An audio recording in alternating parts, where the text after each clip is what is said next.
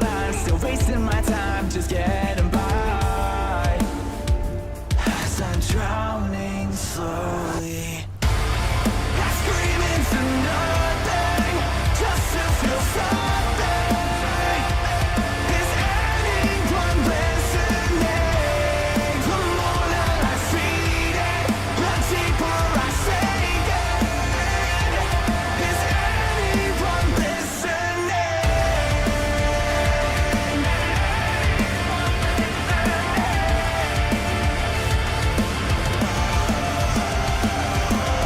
Locked up, I'm a prisoner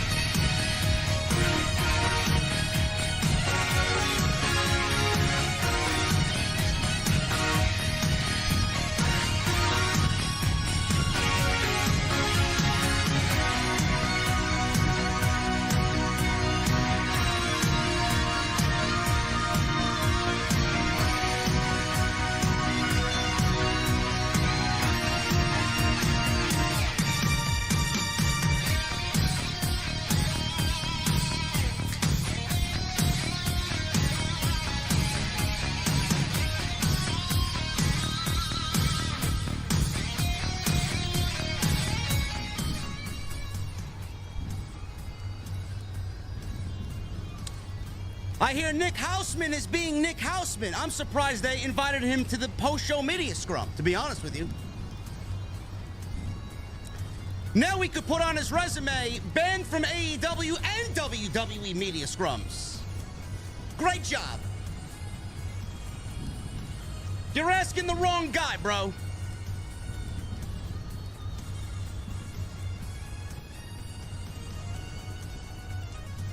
The Royal Rumble is in the books.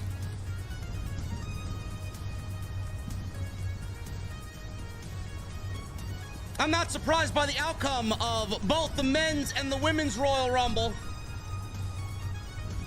Bayley won her Royal Rumble. Cody won his Royal Rumble. But I can't help but feel a little underwhelmed. Now, what does that mean? Is someone gonna take that out of context? Probably. Because that's what half of you fucking guys do. But I felt underwhelmed with tonight's show. I don't know what you want me to tell you.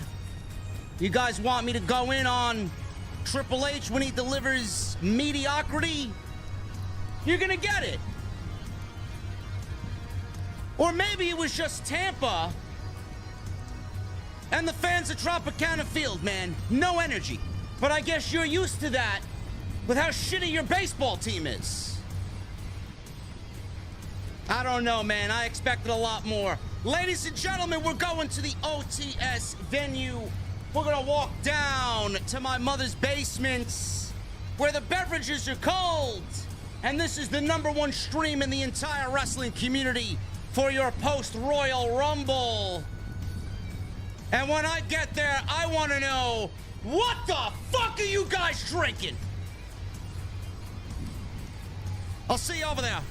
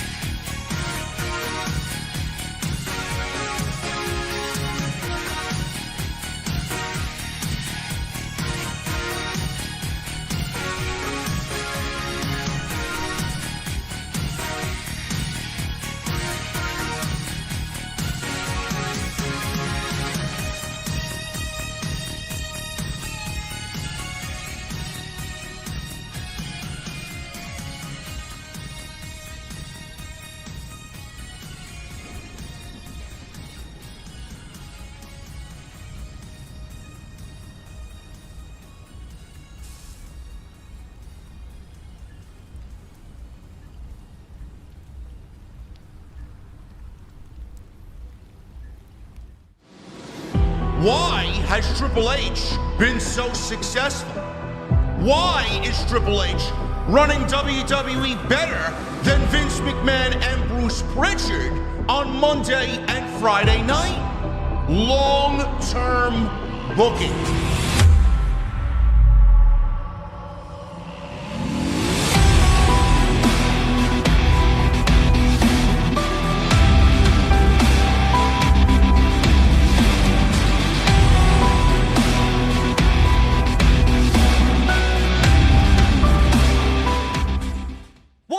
Guys, thank you so very much for joining me right here on Off the Script. This is your Royal Rumble 2024 post show right here on Off the Script.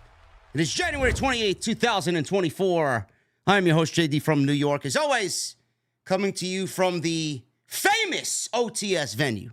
Thank you guys so very much for joining me on your now Sunday mornings. Wherever you may be, man. I expected the show to end at 11:30-ish.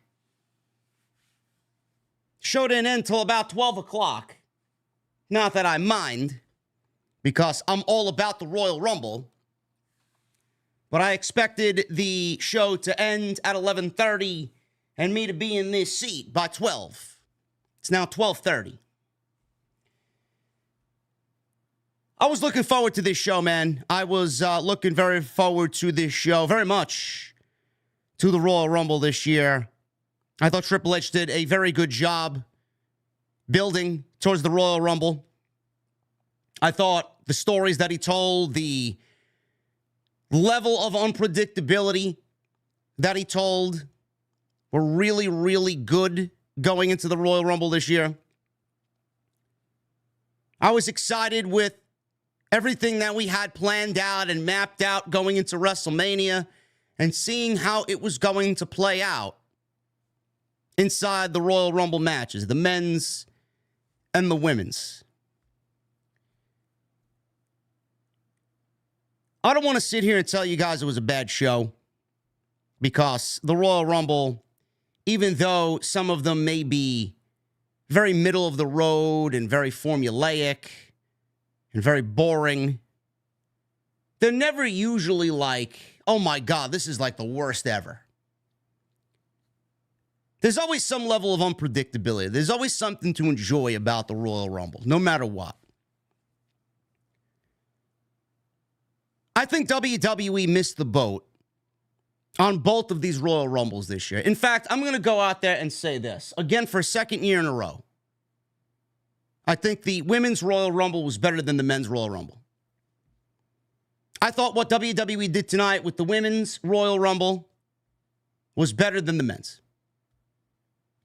You may disagree with that, but I just felt a sense of, I don't know, man. I felt a sense of just casualness in the men's Rumble. There wasn't really a sense of urgency in the men's Rumble. I don't know what it was. Maybe it's just me. There was no sense of urgency in the men's Rumble. There was no surprises really in the men's Rumble. It was great to see Braun Breaker in the Royal Rumble. I think Braun Breaker's fucking great. I think we should call him up Monday. I don't know what the fuck he's doing on NXT. He was one of my best parts of the entire show tonight with what he did.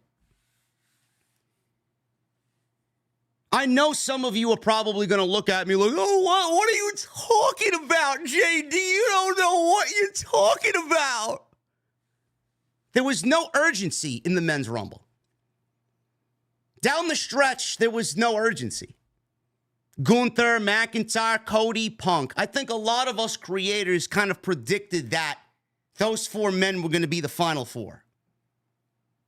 Like, we all knew McIntyre wasn't going to win the Royal Rumble. We all knew Gunther wasn't going to win the Royal Rumble. Even though if he did, I wouldn't have minded, because he was my pick before Punk got back into the picture. But as soon as Cody and Punk were the final two, I knew Cody was going to win it.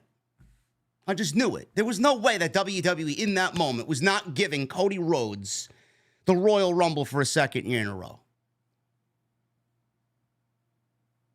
There was no urgency.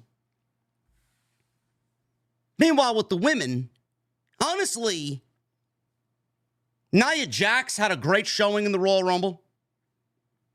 Becky Lynch could have won the Royal Rumble. Bayley, who won the Royal Rumble, was always an odds-on favorite to win the Royal Rumble. Not only an odds-on favorite, but a fan favorite to win the Royal Rumble. Then you had Jade Cargill in there.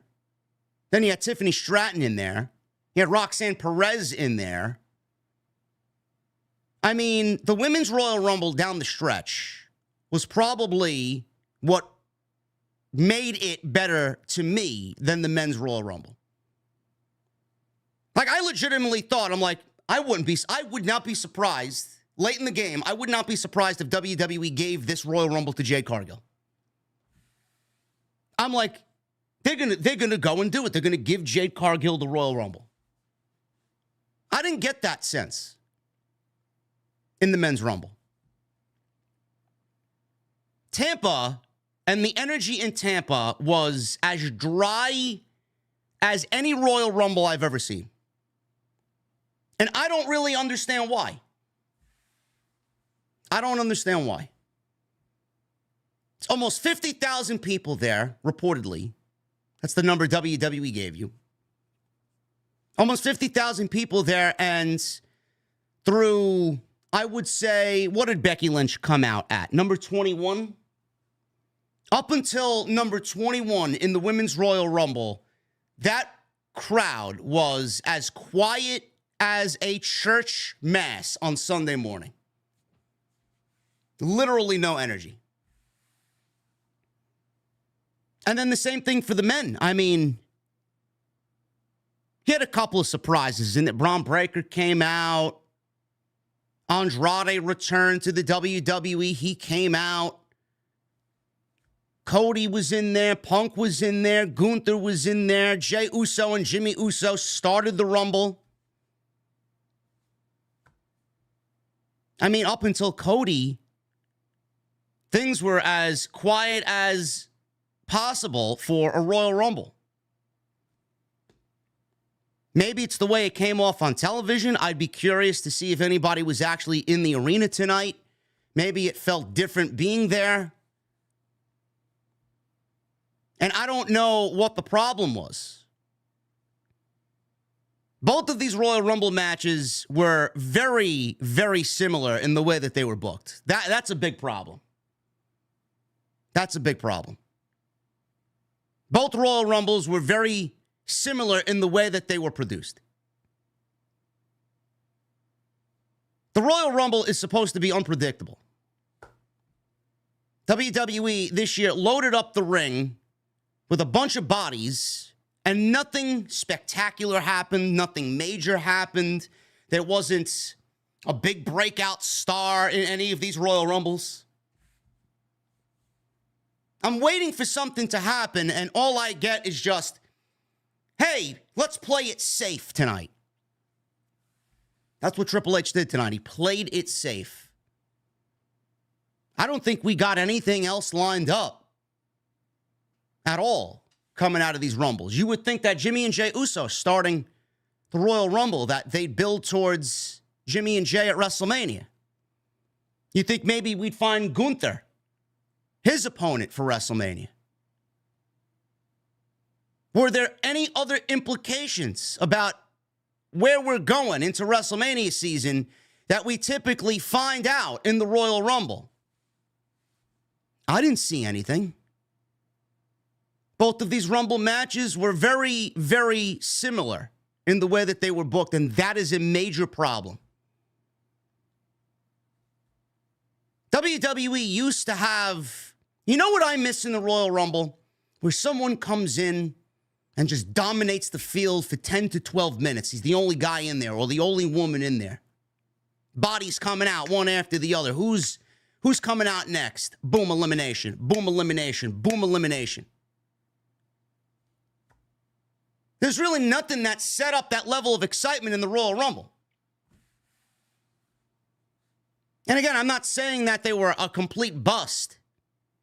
We got what we needed out of the winners in the Royal Rumble, but I'm just saying that the lack of excitement in the Royal Rumble left a lot to be desired. That's just me. Bayley won the Royal Rumble. That was the right choice. It could have went to Becky. It could have went to Bianca. It could have went to Liv, who was the dark horse, who came out at number 30. Liv Morgan returned at number 30. Or it could have went to Jade Cargill. But up until Becky at number 21, that Royal Rumble was dog shit.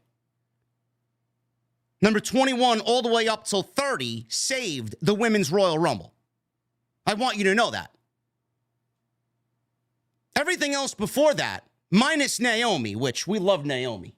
Naomi returned tonight to the WWE. She drew, I think it was number 2, and she lasted over an hour in the Royal Rumble. She was the Iron Woman of the Royal Rumble. Jordynne Grace was in the Royal Rumble. TNA Knockouts Women's Champion. She was in the Royal Rumble. She was one of the best parts of the entire show. That was a nice surprise in the Royal Rumble. We'll talk about that, a partnership between TNA and WWE. Just for one night only. But up until Becky Lynch, that Royal Rumble was dog shit. Then things really started to kick itself into the next gear, finally. You get Becky, you get Roxanne, you get Tiffany Stratton, you get Liv Morgan, you get Nia Jax, you get Jade Cargill, all in the ring at the same time. Bianca's still out there. Naomi's still out there. That ring was full of top women in WWE. Made you look at the women's division in WWE and say, man, they got a loaded roster over here.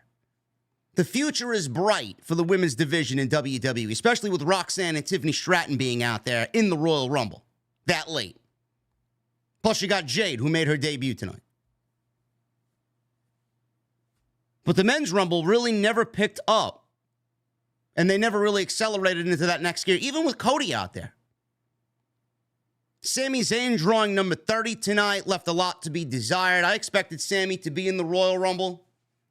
But him coming out at number 30, that should be reserved for someone that is either a long time coming, making a return, or just a complete blow-away surprise. And then he gets eliminated within 5 minutes. Like, how are you going to draw number 30 and then get eliminated within 5 minutes? WWE had Pat McAfee take a spot. He was on commentary tonight. WWE gave a number to Pat McAfee in the Royal Rumble. Now, I'm assuming Pat McAfee's number went to him because Brock Lesnar was taken out of the Royal Rumble, so I'm assuming he filled in for Brock because they weren't going to put Brock on the pay-per-view because of Brock's inclusion in the court documents with the Vince McMahon lawsuit. I'm sure that'll come out in the coming days as news. Why Brock Lesnar wasn't in the Royal Rumble? What did they do with his number? They gave it to Pat McAfee. But I can't sit here and tell you that I was like, oh my God, blown away by the Royal Rumble. I can't. It was very, very middle of the road. At some points throughout the night, on more than one occasion, I found myself bored.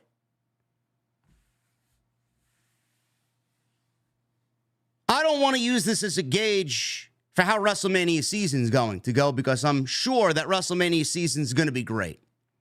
The matches that we got lined up are going to be great. The stories that we got lined up are going to be told, and they're going to be great. But if the Royal Rumble tonight was WWE's first stop, it was them driving in the right lane, going 20 miles under the speed limit. It's not really what I want out of WWE as we accelerate towards WrestleMania. They should have been in the Mustang. They should have been in the left lane. And they should have been doing 20 miles over the speed limit. No sense of urgency, a mild crowd, nothing really surprising or unpredictable in the Rumble, no major spots. Everything was tailored to be play it safe. And that's not how a Royal Rumble should be booked or produced. I've been doing this for too long, and I've been watching way too many Royal Rumbles in my lifetime. I don't think WWE got it right this year. I don't. And it's not because of a lack of star power. It's not because of the roster depth that they have. They didn't rely on ex-WWE stars or Hall of Famers in either Royal Rumble. That's a great start. That's a thumbs up. We didn't get legends. We didn't get returning superstars. We didn't get, old guard. They used the present and the future. But man, Jesus Christ, when you go into a 30-woman or 30-man Royal Rumble, I need to see some risk. I need to see you put the fucking foot on the pedal and go. Neither match did that. And I think a lot of people felt underwhelmed. Roman Reigns, he retained the undisputed Universal Championship, predictably, in a fatal four-way. I'll give you one guess how the match ended. Did Roman Reigns win clean? Of course not. Roman Reigns won with help from the bloodline. Cody Rhodes won the Royal Rumble. That's step one. Step two is challenging Roman Reigns at WrestleMania. Step three is winning the championship. Step four is ending this fucking reign of Roman Reigns. It's over. Roman is losing the championship in Philadelphia. Get over it. Cope.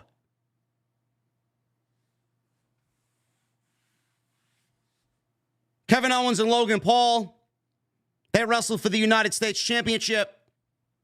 I thought that was probably the best match of the entire night, to be quite honest with you. I thought what those two guys did was excellent stuff.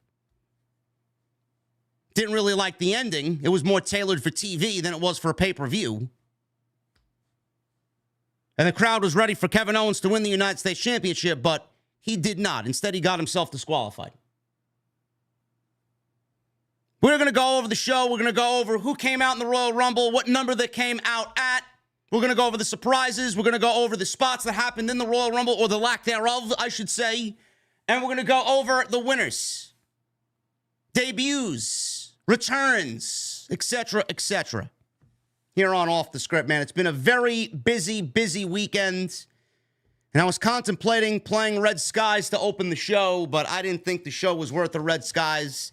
Maybe the crowd in Tampa Bay was worth Red Skies, but I don't know.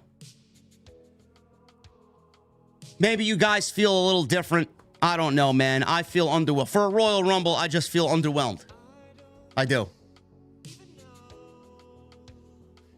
I don't have that post-show excitement like I usually have for a show like this.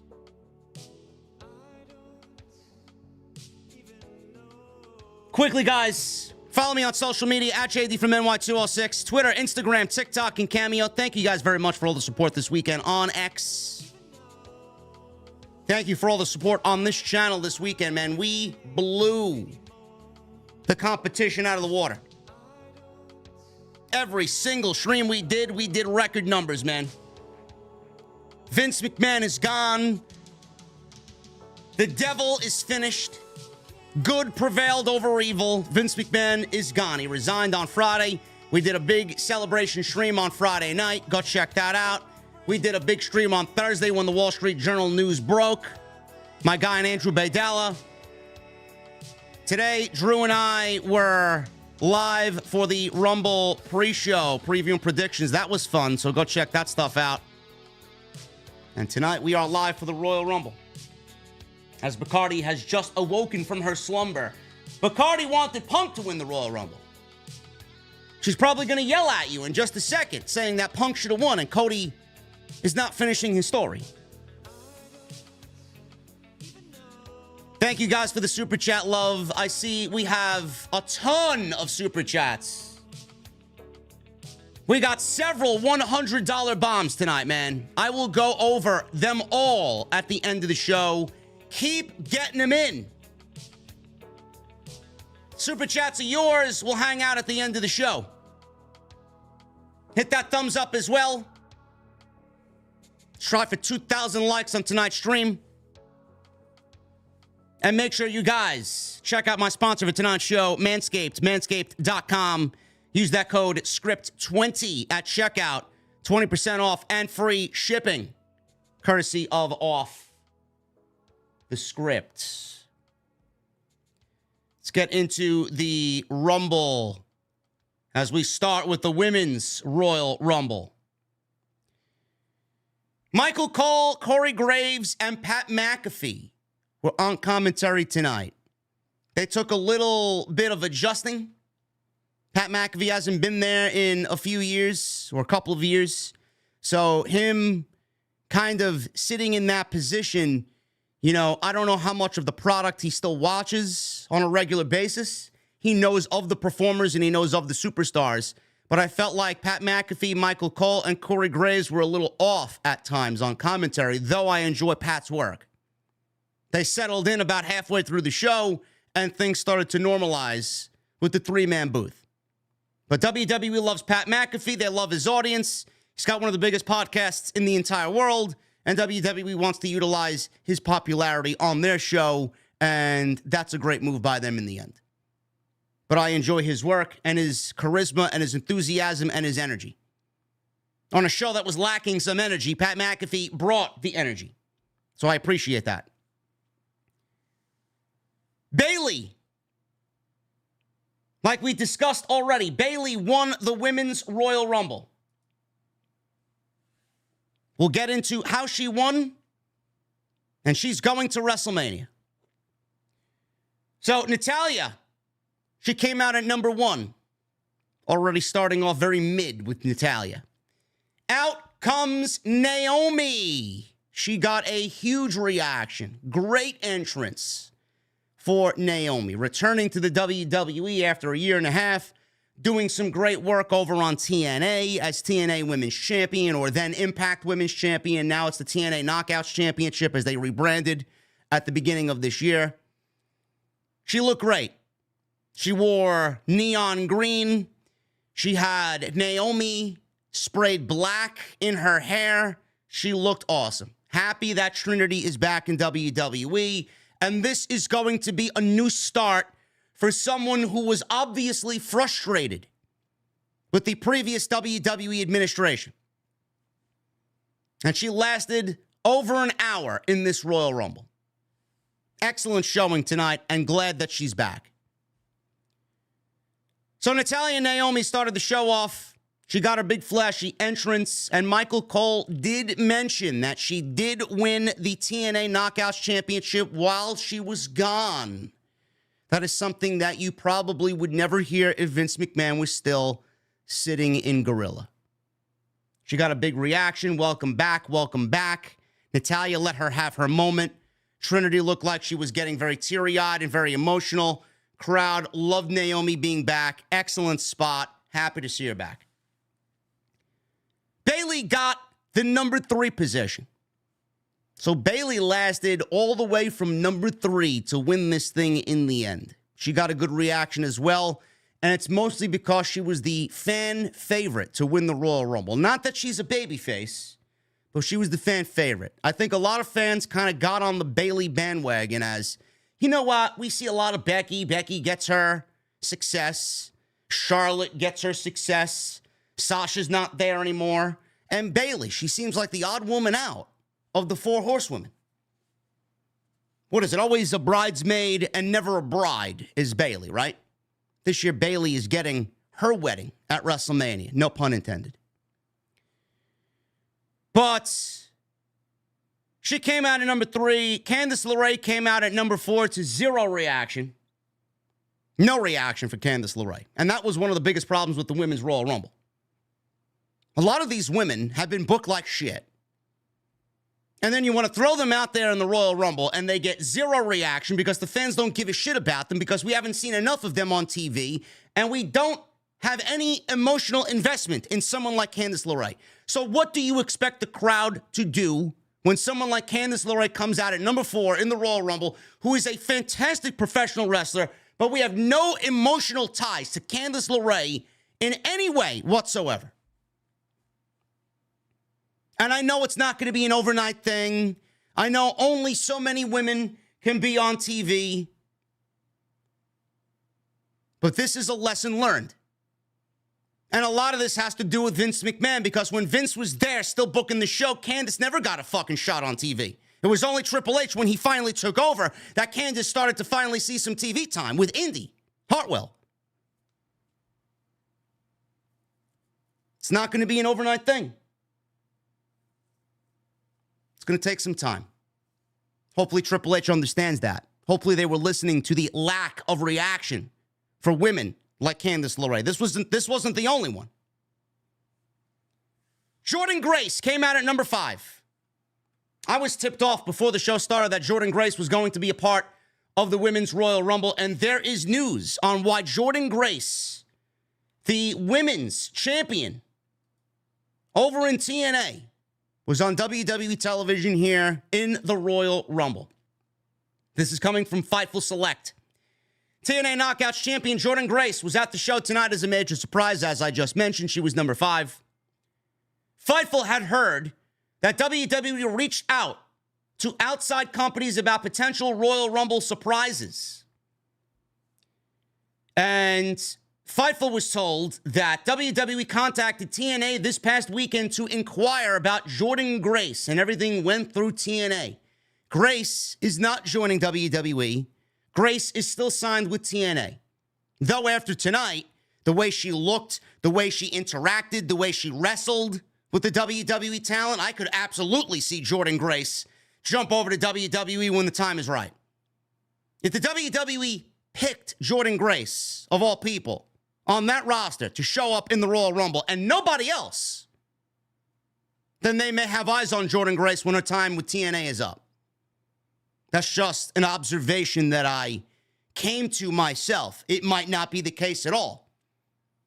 Or maybe it's just that they want to really push women's wrestling this year, and their women's champion, just like when Mickie James made the jump to show up in the Royal Rumble while she was TNA or Impact Women's Champion, it's the same deal. Who's the face of your women's division right now? We'll take them. It doesn't matter who it is. But the way Jordynne Grace wrestled tonight, the way she interacted with Bianca Belair, the way she threw around some of the smaller women in there, I would not mind Jordynne Grace jumping over to WWE when the time is right. She looked fucking great. She was one of the best parts of the entire show. Grace had her physical done and blood work done on Monday. She then flew to Florida Thursday to participate in the Royal Rumble rehearsals that were done in Orlando. There were some within TNA who said they heard this was a possibility earlier this month when there were broader WWE TNA rumors going around. Those we spoke to say Fightful in WWE said both TNA and Jordynne Grace were easy to deal with and accommodating during the process. Great. Does WWE and TNA have a working partnership? No. Is Scott D'Amore a mastermind? Yes. Scott D'Amore is opening his doors for anybody to come on in. Jordynne Grace on WWE TV means more exposure for TNA. If you don't know what TNA is, now you know what their women can do because their women's champion had a dominating performance in the Women's Royal Rumble tonight. Maybe some of those fans seek out TNA. Maybe they go find some Jordynne Grace stuff on YouTube, go check out who Jordynne Grace is, and you get a fan. It's only a good thing for TNA. I can't see it being a bad thing. It doesn't really benefit WWE in any way. They're just using more talent that they don't have access to normally. But this is something that Triple H has wanted to do. This is something that he's longed to do, work with other companies. Vince never wanted to work with other companies. Vince wanted his own sandbox and nobody in his sandbox. Triple H wants to work with outside companies. He wants to open the doors. He wants to show that WWE is friendly and willing to work. If Tony Khan could open his doors to this one and this company, why can't WWE? Pro wrestling is universal. Pro wrestling should not be singular. When it was just a singular WWE, that's when we had problems. When everybody works together and companies work with each other in a healthy manner, the business itself, the industry itself is more healthy. I want to see more of this. But is this something that WWE is going to continue to do? No. For something like the Royal Rumble, I'd like to see more of that. Maybe next year we get some of the men in the Royal Rumble. Maybe we get Moose in the Royal Rumble. Or maybe we get some other big TNA name in the Royal Rumble. But Jordynne Grace was this year's participant, and she fucking killed it. Indy Hartwell came out at number 6. Asuka came out at number 7. Bayley seemed very surprised that Asuka came out because the plan was Bayley was supposed to win the Royal Rumble. Asuka and Kyrie were going to win the tag team titles, which they did from Katana Chance and Kaden Carter on Friday Night SmackDown. Literally on Friday. So Bayley was supposed to win the Royal Rumble and challenge Rhea Ripley for the Women's World Championship. So she was surprised that Asuka was out there because that wasn't a part of the plan. But also at the same time, Asuka is in there, a part of Damage Control, which could be the help Bayley needs to win the Royal Rumble. But she was surprised anyway, so I'm assuming it wasn't really a part of the plan. So Asuka acted happy to see Bayley. They worked together for a little bit. Bayley was hesitant, but they worked together to eliminate Indy Hartwell, so she was the first one eliminated here. Ivy Nile came out at number 8, and Katana Chance followed number 9.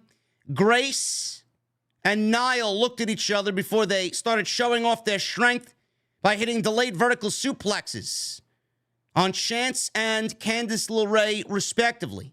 Bianca Belair comes in at number 10.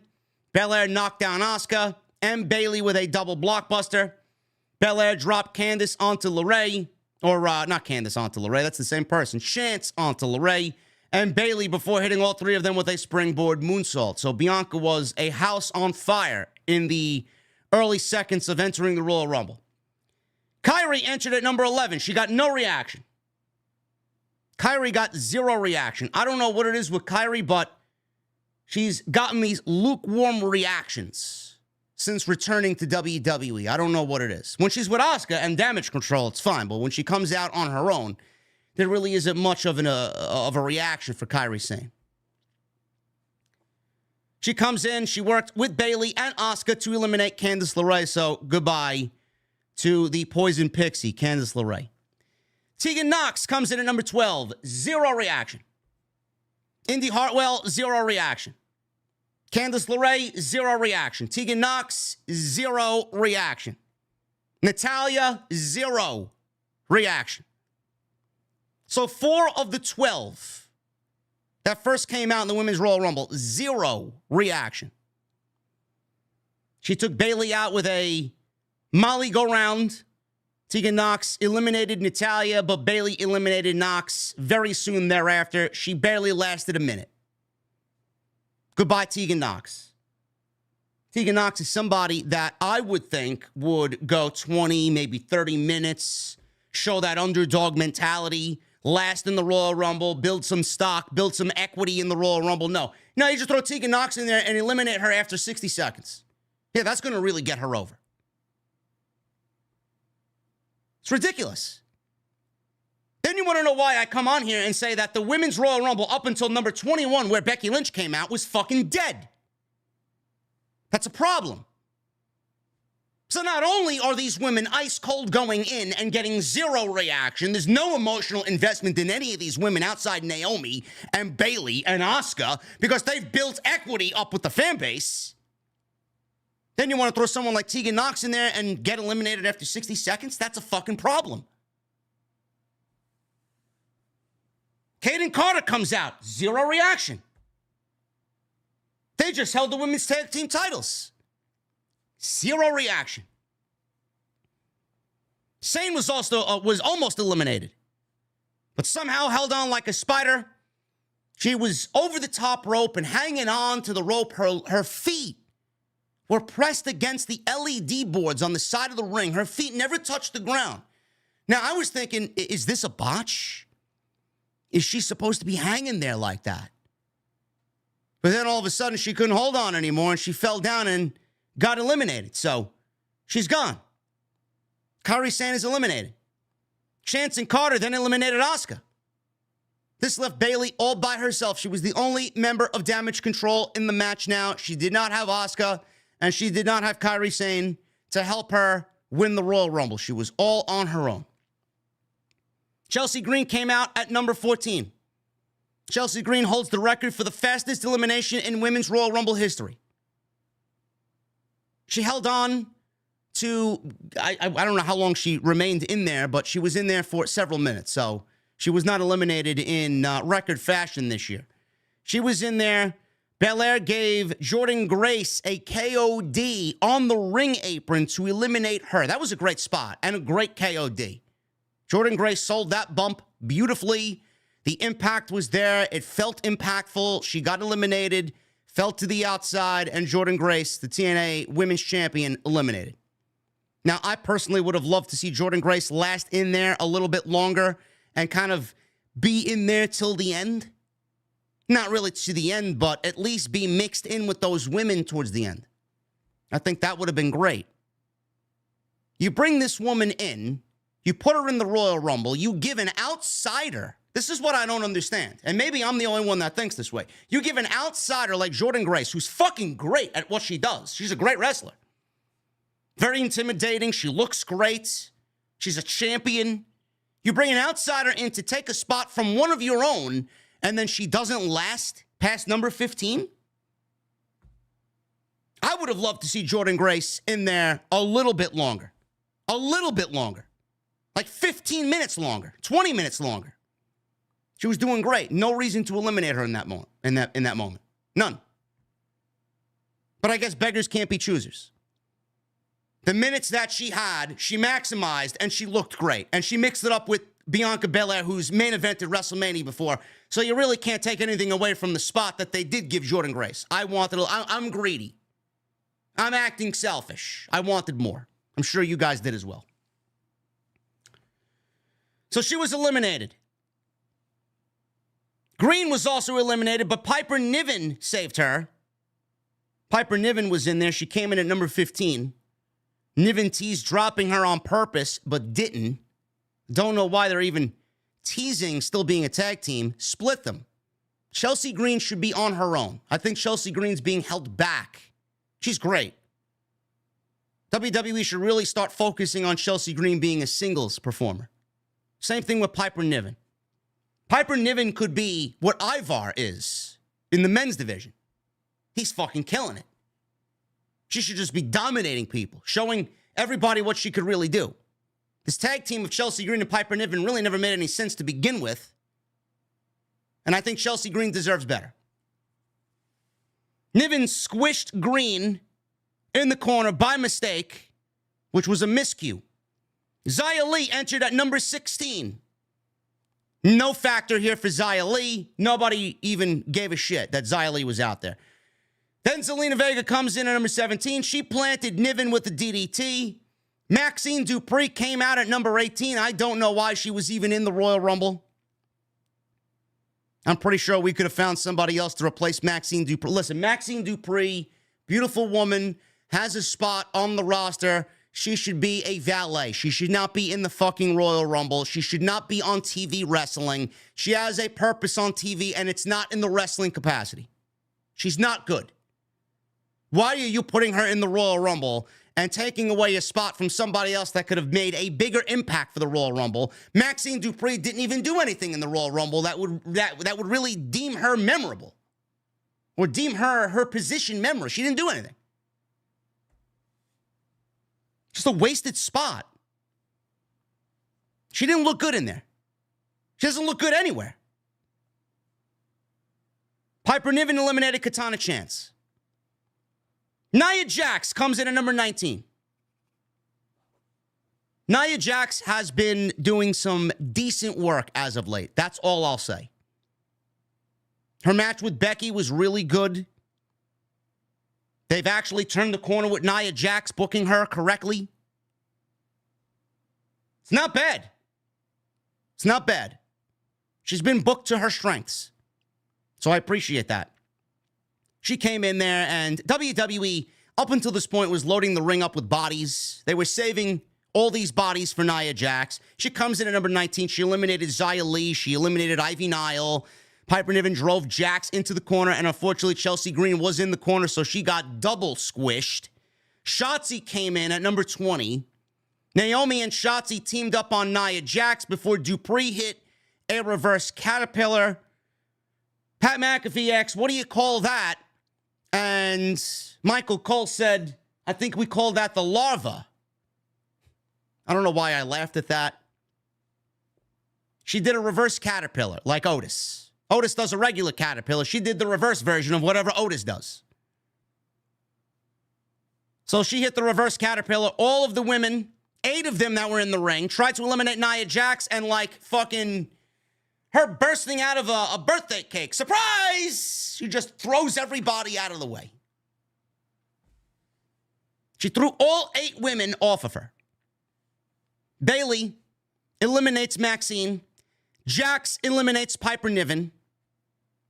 Jax then press slammed Chance out of the ring onto Niven, Lee, and Chelsea Green, who at this point I thought was eliminated, but she wasn't eliminated. She just rolled underneath the ring to take a breather. But Nia Jax threw Katana Chance on top of all these women, and thank God they were all out there because that was nasty. Chelsea Green is not eliminated. Becky Lynch comes out at number 21. This is when the Royal Rumble finally starts to pick up some momentum. And I'm not the biggest Becky Lynch fan. You guys know that for a fact. Not the biggest Becky Lynch fan.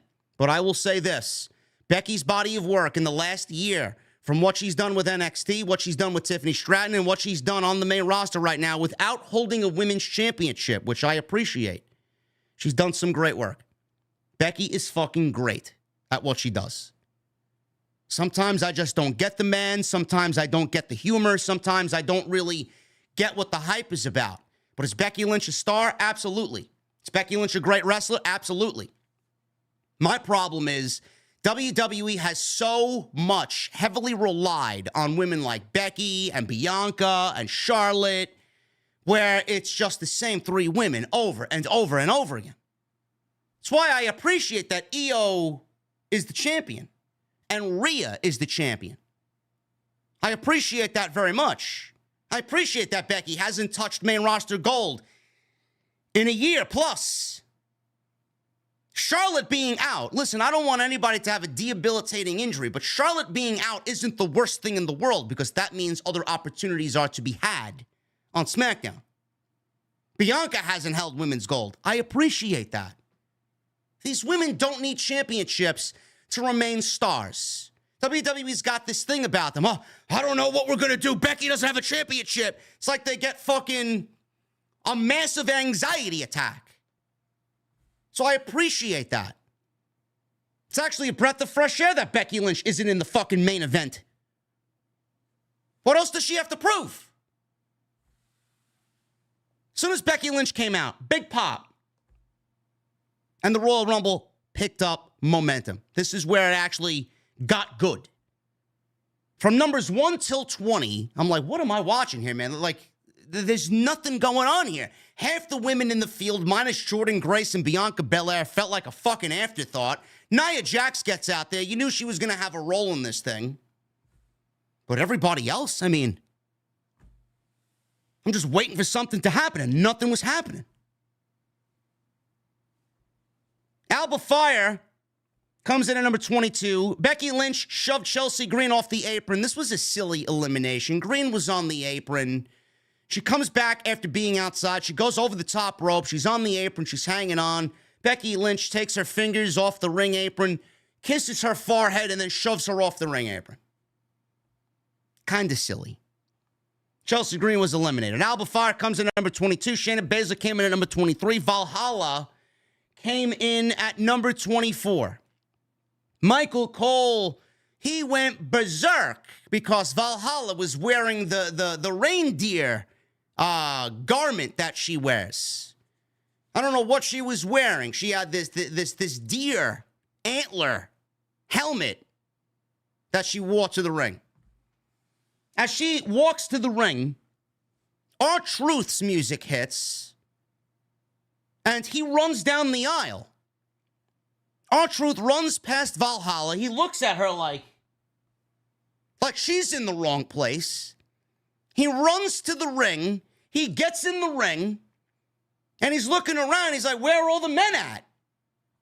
He stands face to face with Nia Jax. Nia Jax throws him over the top rope. He gets eliminated. And then Adam Pearce is out there. Truth, this is the Women's Royal Rumble. Then Valhalla's standing there. She don't know what the fuck's going on. Adam Pearce is like, you in the Rumble, you're a woman. Truth, you out, you're a man, you're not supposed to be here. He don't know what the fuck is going on. It's said that R-Truth, a man, got the biggest pop in the Royal Rumble. Up until this point, I was looking for some sort of excitement. It came, but in the form of R-Truth. Funny. It's a national fucking treasure, that man. Love that guy. Valhalla came in at number 24. Truth was eliminated by Nia Jax. Michin came out at number 25. Naomi eliminated Alba Fire. Zoe Stark came in at number 26. Stark and Baszler, who are this makeshift tag team right now, work together. They eliminated Zelina Vega by throwing her onto Alba Fire, which looked fucking nasty. Nasty. Thank God Alba Fire was out there. If Zelina got tossed over the top rope and Alba Fire wasn't there, that would have been one of the most nastiest bumps on the outside that I've ever seen. Roxanne Perez comes in at number 27. I was happy to see Roxanne Perez in there. I've been calling for her main roster call-up for several months now. I think she's ready. I know she's got a match against Lyra Valkyria. Who? I don't know what to tell you, man. Lyra Valkyria is her name. Oh, yeah, she's like Becky Lynch 2.0. That's what she is. She's got a women's title match at Vengeance Day next Sunday. So, I don't know if Roxanne's going to win that. I would assume not. I don't think Lyra's really done anything with the NXT Women's Championship. But I think Roxanne's ready for a main roster call-up after WrestleMania. I don't know about you guys, but I think Roxanne's ready for a main roster call-up. She comes out at number 27. Nia Jax at this point eliminated Shayna Baszler, Mia Yim. Sorry, I said Michin. Who? Yeah, Mia Yim. And Shotzi. So Nia Jax is racking up eliminations. Nia Jax should have been thrown into the middle of the Royal Rumble, and Nia Jax should have had the Diesel spot from, what Royal Rumble was that, 94? Or 1993 or something like that. I don't know which Royal, or the Stone Cold Steve Austin spot. Someone in the ring, one after another, throw Michin out there, Ivy Nile, Maxine Dupree. Nia Jax should have been tossing these women out one by one, racking up eliminations, man, dominating for at least 10 to 12 minutes. That's what I would have did. She should have had the Brock Lesnar spot from a few years back. But Nia Jax had a very successful Royal Rumble this year. 1994. There you go. I can always count on you guys for years, man. I'm terrible with years. Terrible. Just like I am with names. You could tell me your name in the first 5 seconds of a conversation. 2 minutes later, I'll forget. Jade Cargill comes in at number 28. I'm not surprised to see Jade here. She got a big pop. Jade looked great. You can see why WWE signed Jade Cargill away from AEW. She had very similar theme music to what she had in AEW. I thought I faintly heard "A Storm is Coming," so they tried to mimic her theme music. It's not the exact theme music that Mikey Ruckus created for Jade over in AEW, but it's very similar. Similar vibe. I don't think it's a remix of sorts, but it's very similar to what she had in AEW. But she got a holy shit chant as she came out. And again, I'm not surprised to see Jade Cargill here. This was the right spot for her to debut. If you were going to debut this woman on any WWE show, this was the night to do it. So Cargill is in the ring with Nia Jax. Right, she's on the outside. She's staring Nia Jax down from the outside. Jax is in the ring. She gets in the ring. These two women are staring face to face. She gets Jax on her shoulders and slams her down. Now, it didn't look proper, but the fact that she got Nia Jax up so easily and then slammed her, the slam itself looked a little sloppy. But she got Nia Jax up, and that's all that really mattered, because the show of strength that Jade Cargill showed everybody tonight by picking up the obviously larger Nia Jax, that popped everybody, and that got everybody excited. Cargill then lifted Jax up and threw her over the top rope. So her first WWE appearance is staring down Nia Jax, picking her up and slamming her in the ring, showing you how powerful she is, and then throwing her over the top rope. Legitimately picked her up in a body slam position and threw her over the top rope. That looked good. WWE booked Jade Cargill's first appearance perfect. She didn't have to do much. She's not going to go in there and give you toe holds and wrist locks and fucking work a Bret Hart style match. It's not what she's here for. But she's going to need to do more than what we saw here when we actually get her in the ring for a major program, which could be at this year's WrestleMania. I don't know. But they booked her debut perfect. Take the biggest woman, throw her in her path, and eliminate her. Boom. Done. Becky Lynch was standing right next to Jade Cargill when this happened. Jade Cargill was laughing at the fact that Nia Jax was so easy to eliminate. Then she looked over at Becky Lynch, and then that smile turned to, all right, bitch, you want some too? So she looked over at Becky because Becky was laughing at Nia that she was eliminated. She didn't have to deal with Nia Jax anymore.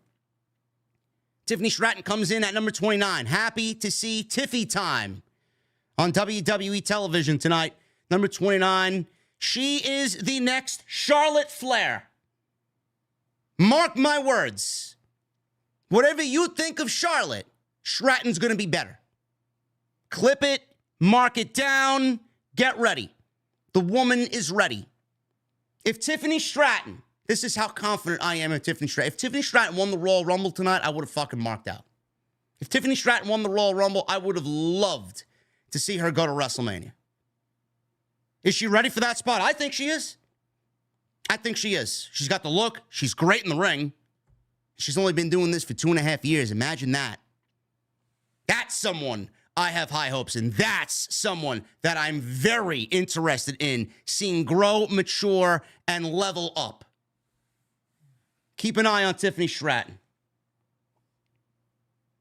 She came out at number 29. She wiped out all 6 women that were in the ring with a swanton. Great. Liv Morgan returned at number 30, and the internet throws a hissy fit. No Sasha Banks in the Royal Rumble. We got all 30 women out there. No Mercedes in the Royal Rumble. You would think that tonight would be the night that Mercedes, if she was going to show up for WWE, this would be it. Nope.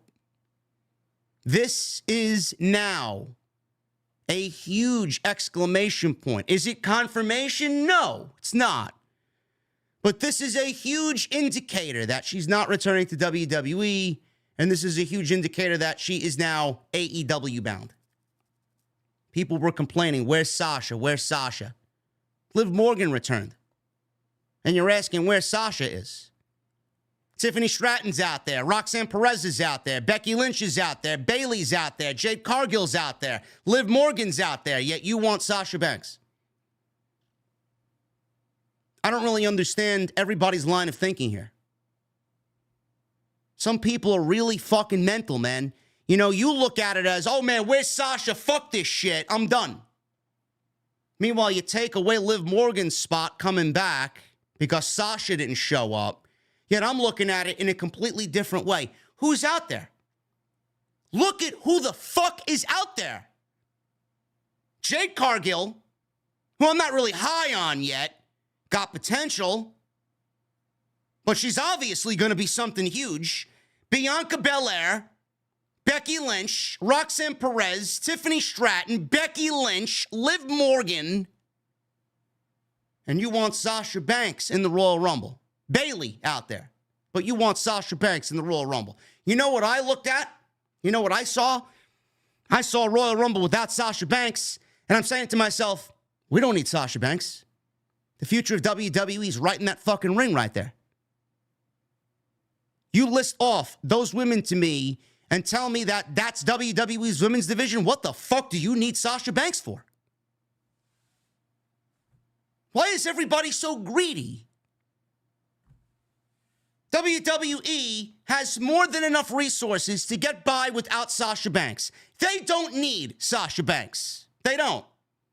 They will be fine without Sasha Banks. Yet everybody cried that Sasha's not back. I'm sorry. You're going to have to tune into AEW television to now watch Sasha Banks do her boss shit.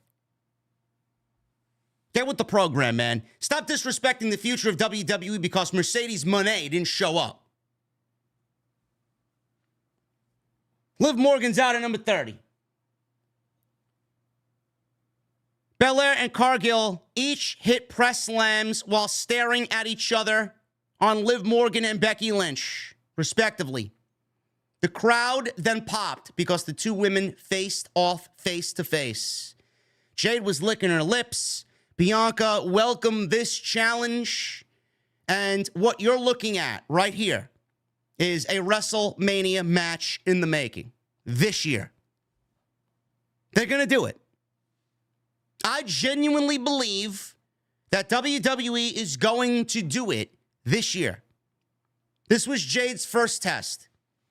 I don't think WWE really gives a shit about Jade spending 6 months to a year in the Performance Center. They don't want it. WWE wants Jade on TV now. Clearly, after tonight, they're going to want Jade on TV now. They're going to want Jade at WrestleMania. And right now, if we're doing Becky versus Rhea and we're doing Io versus Bayley, what exactly is Bianca Belair doing at WrestleMania this year? Oh, that's right, nothing. Oh, but we can add her to the Women's Championship match on SmackDown. No.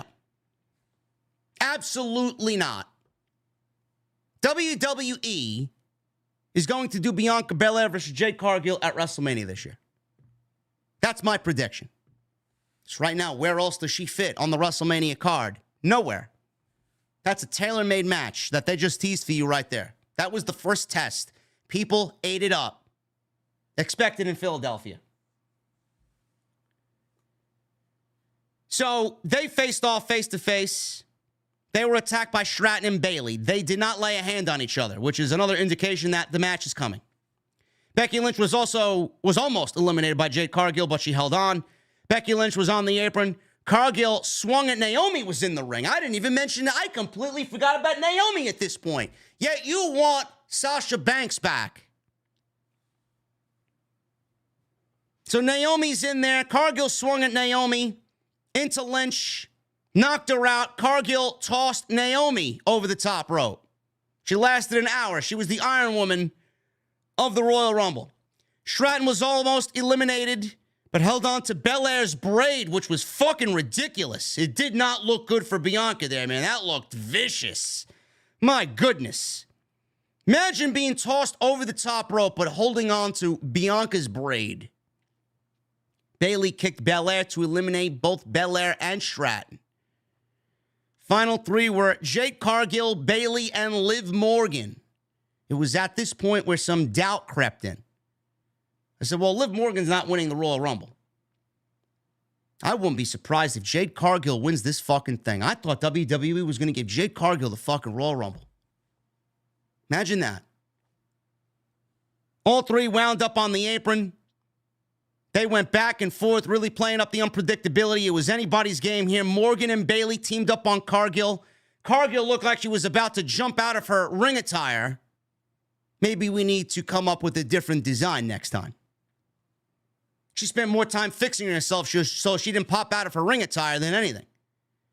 Morgan and Bayley teamed up on Cargill before Morgan wound up eliminating her. Bayley then kicked Liv Morgan off the apron immediately to win the Women's Royal Rumble for 2024.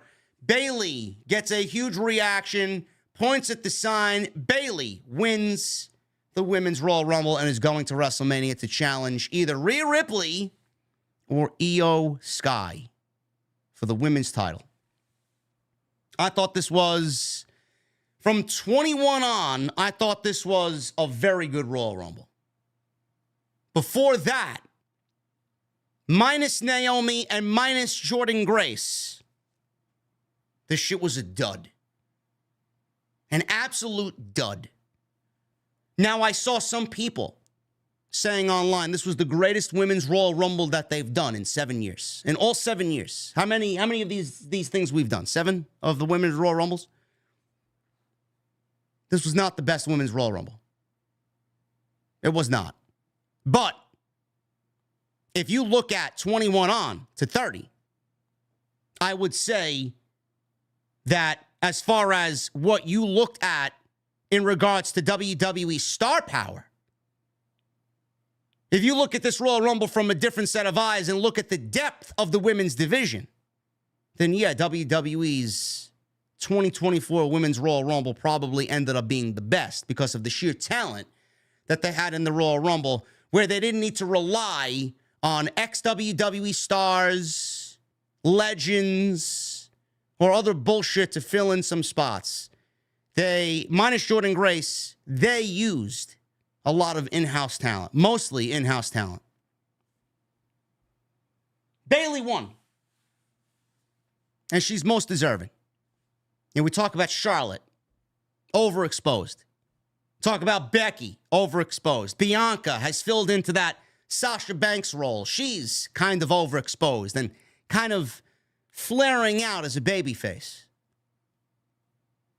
Then we got Bayley, who's kind of been on the back burner for quite some time. Had a rough go, man. You know, Bayley was out for a long time. Comes back and she struggled to regain that heat. Before the injury, Bayley was as hot as they were as a heel. She was at the top of the women's game as far as her character work and the heat that she was generating on live TV. Damage control forms. It was ice cold. WWE switched it up a little bit. Bianca and Bayley was just dead, man. We've seen it how many weeks in a row? Bayley, Bianca, damage control. It's like, oh my fucking God, man. Can we move on from this shit? Then WWE tweaked damage control. Dakota Kai, Asuka, Kairi Sane, Bayley. They feel like a legit fucking group now. And now the story is Bayley going to challenge Io or is Bayley going to challenge Rhea? But finally, Bayley is getting her deserving moment in the sun. She's going to WrestleMania. And Bayley, no matter who she wrestles, should win the Women's Championship. Which I'm assuming at this point it's going to be Io. Because I think Rhea is going to have a date with Becky Lynch at WrestleMania. I mean, that's just...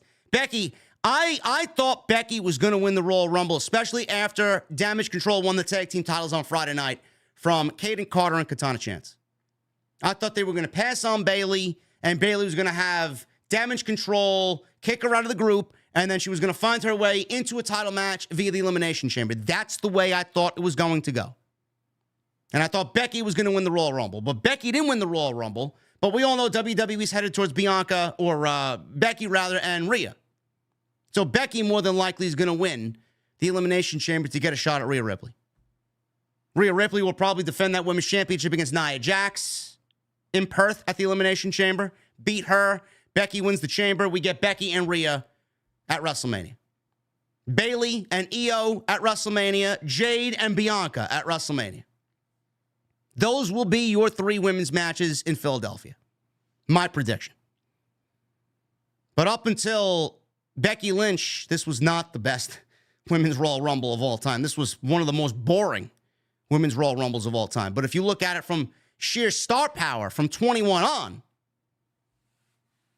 based on sheer star power, present and future, WWE killed it in this Royal Rumble. Bayley wins, most deserving. Fatal 4-Way. Roman Reigns, LA Knight, AJ Styles, and Randy Orton. Undisputed Universal Heavyweight Championship. Match went on second. Now, everybody was looking forward to, well, if this match opens or if this match closes, which one is WWE going to do? If it opened, nothing's going to happen.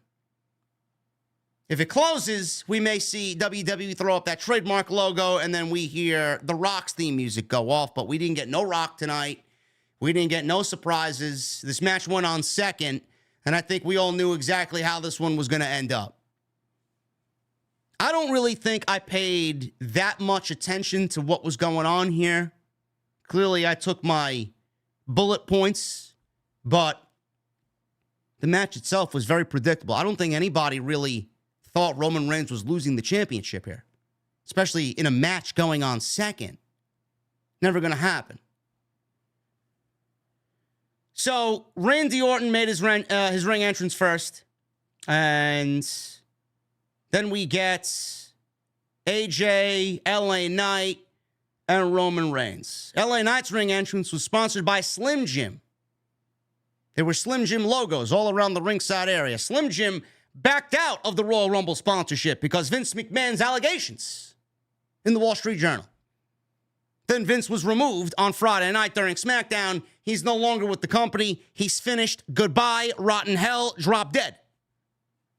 And Slim Jim came back on because Vince wasn't there anymore. So clearly they're back on as a sponsor for WWE, and they love their man LA Knight. Snap it to a Slim Jim. Ooh, yeah. LA Knight slammed Styles' head against the announce table early on. Orton backdrop Reigns onto the table.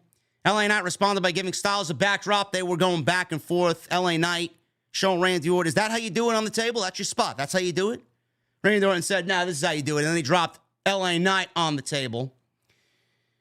They all traded moves in the ring. When they all got back in there, Reigns wound up top. Reigns, he was slowing the match down. He's around the ringside area. LA Knight threw some big fists at him. LA Knight was all over everyone, hit a big leaping superplex on AJ Styles.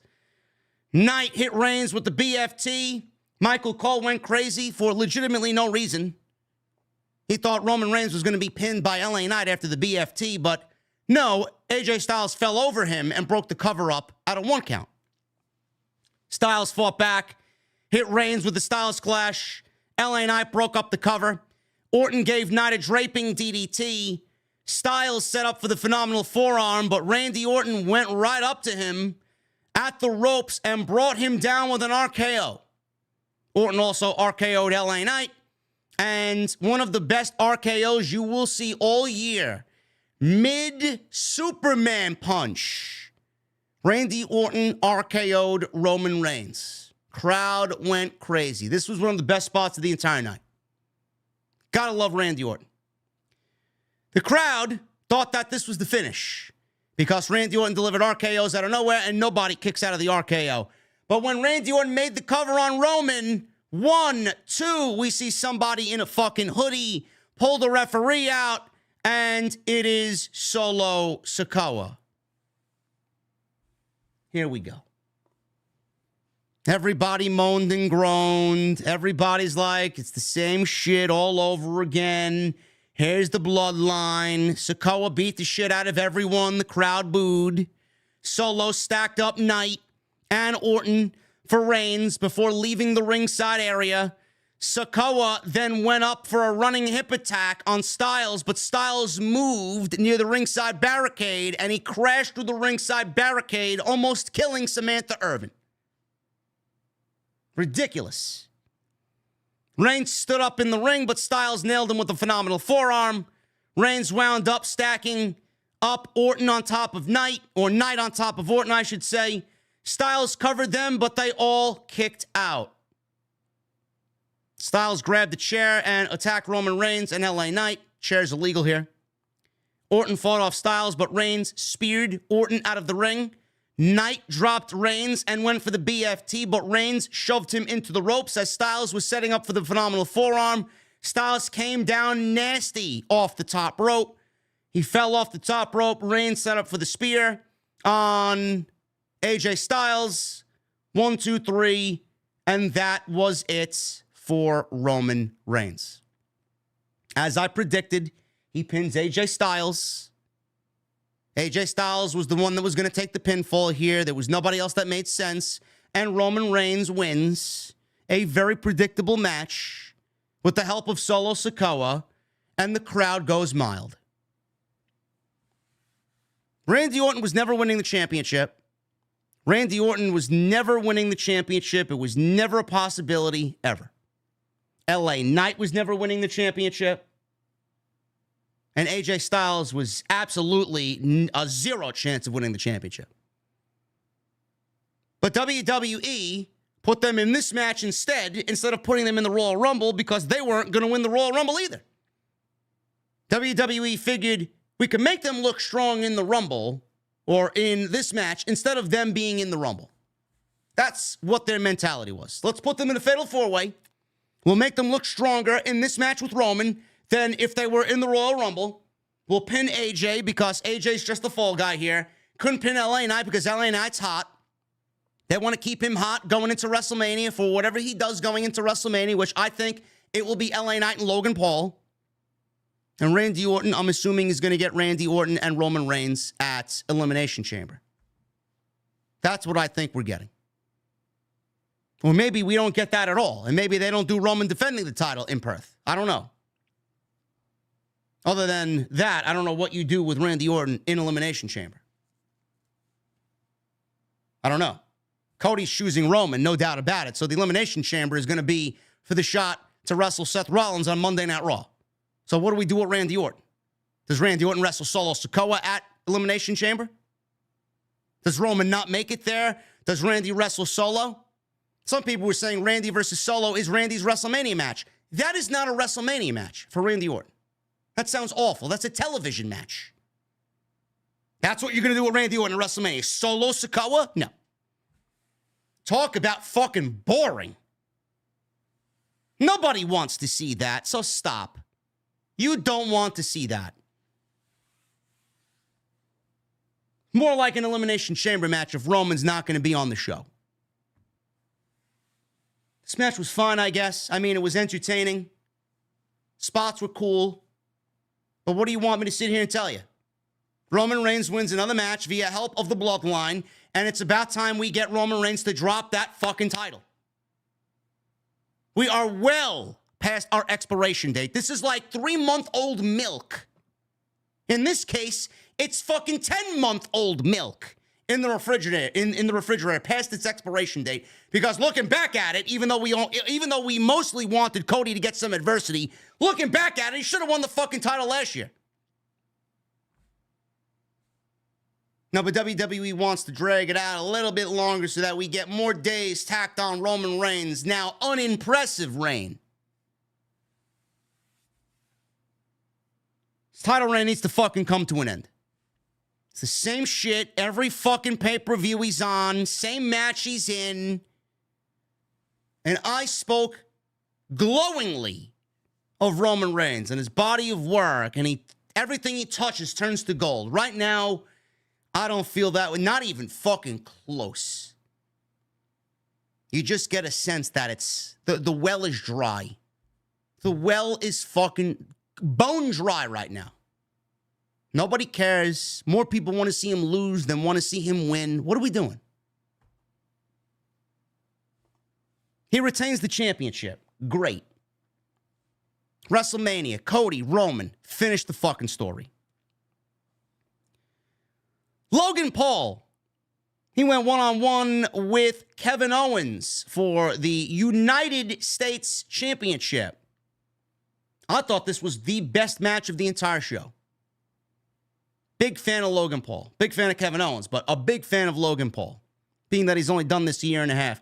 Every time Logan Paul goes out there, I don't know how you guys feel about Logan Paul. I think the majority of us know that he's a damn good wrestler. He's a fucking great athlete. But every time he goes out there, man, it just feels like he's in a fucking war. He puts his body on the line. He doesn't go in there and half-ass it. He doesn't go in there and throw fluff around. No matter who it is. He's just great. He looked great here.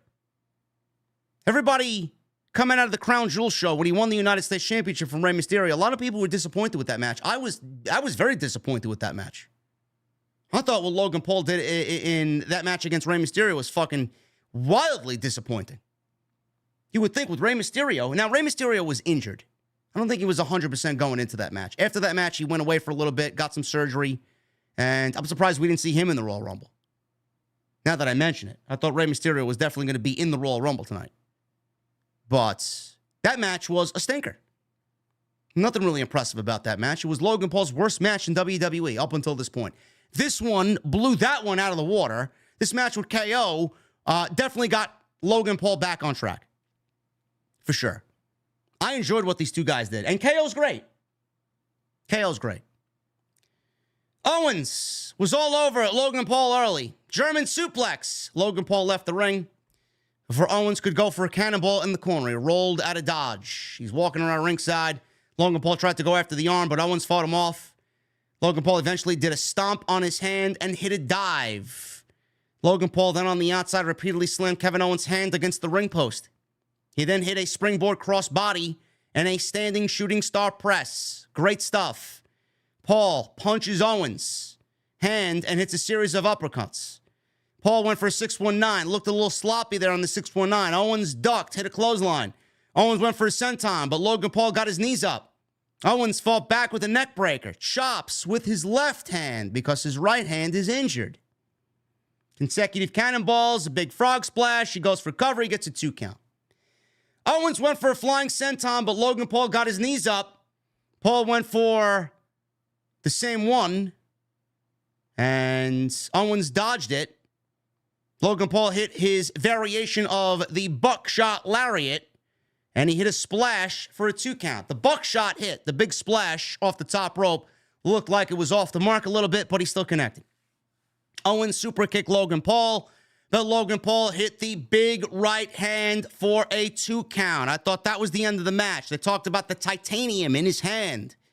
And he knocked Kevin Owens out. He was motionless. I thought that was the end of the match. But Kevin Owens kicked out. Now, this guy, I don't know who he is. Apparently, he's in Logan Paul's entourage. We've seen him in the last few matches that Logan Paul has had. We've seen him in his match with Ricochet. We've seen him in the match with Rey Mysterio.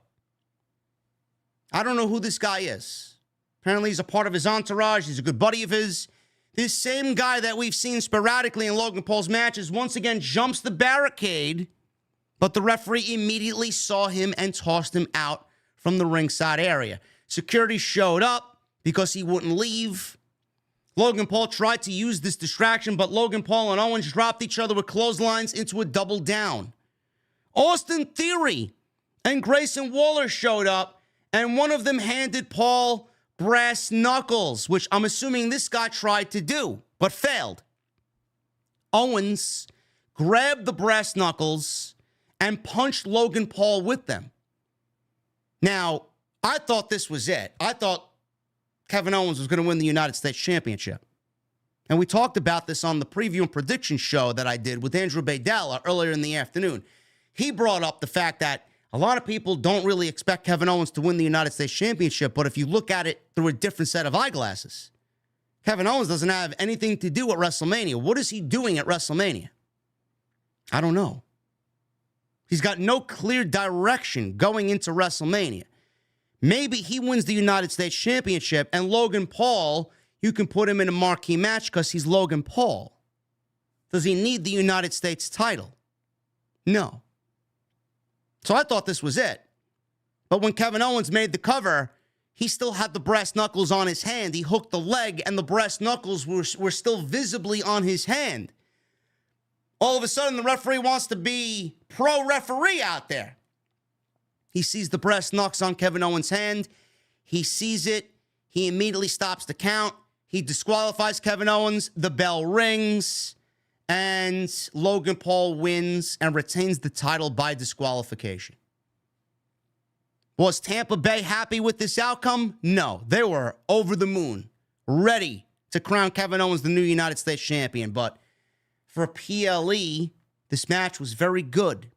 For PLE, this ending felt more like a SmackDown ending. I didn't really expect this feud to go any longer. And maybe it doesn't. I don't know. But right now, I'm very confused about where they're going here. Are we getting Logan Paul at the Elimination Chamber in Perth? I would say so. It's a 60,000-seat show, possibly. And Logan Paul being on that show just kind of fits the bill. Did they do this to set up another match? It's open to one. Does Kevin Owens get a rematch? I don't know. But they clearly did it to protect Kevin Owens. They did not want to give Kevin Owens a pinfall loss here. They did not. So they had him get disqualified. Logan Paul retains the championship, and it's now open for interpretation if we are getting a rematch at the Elimination Chamber.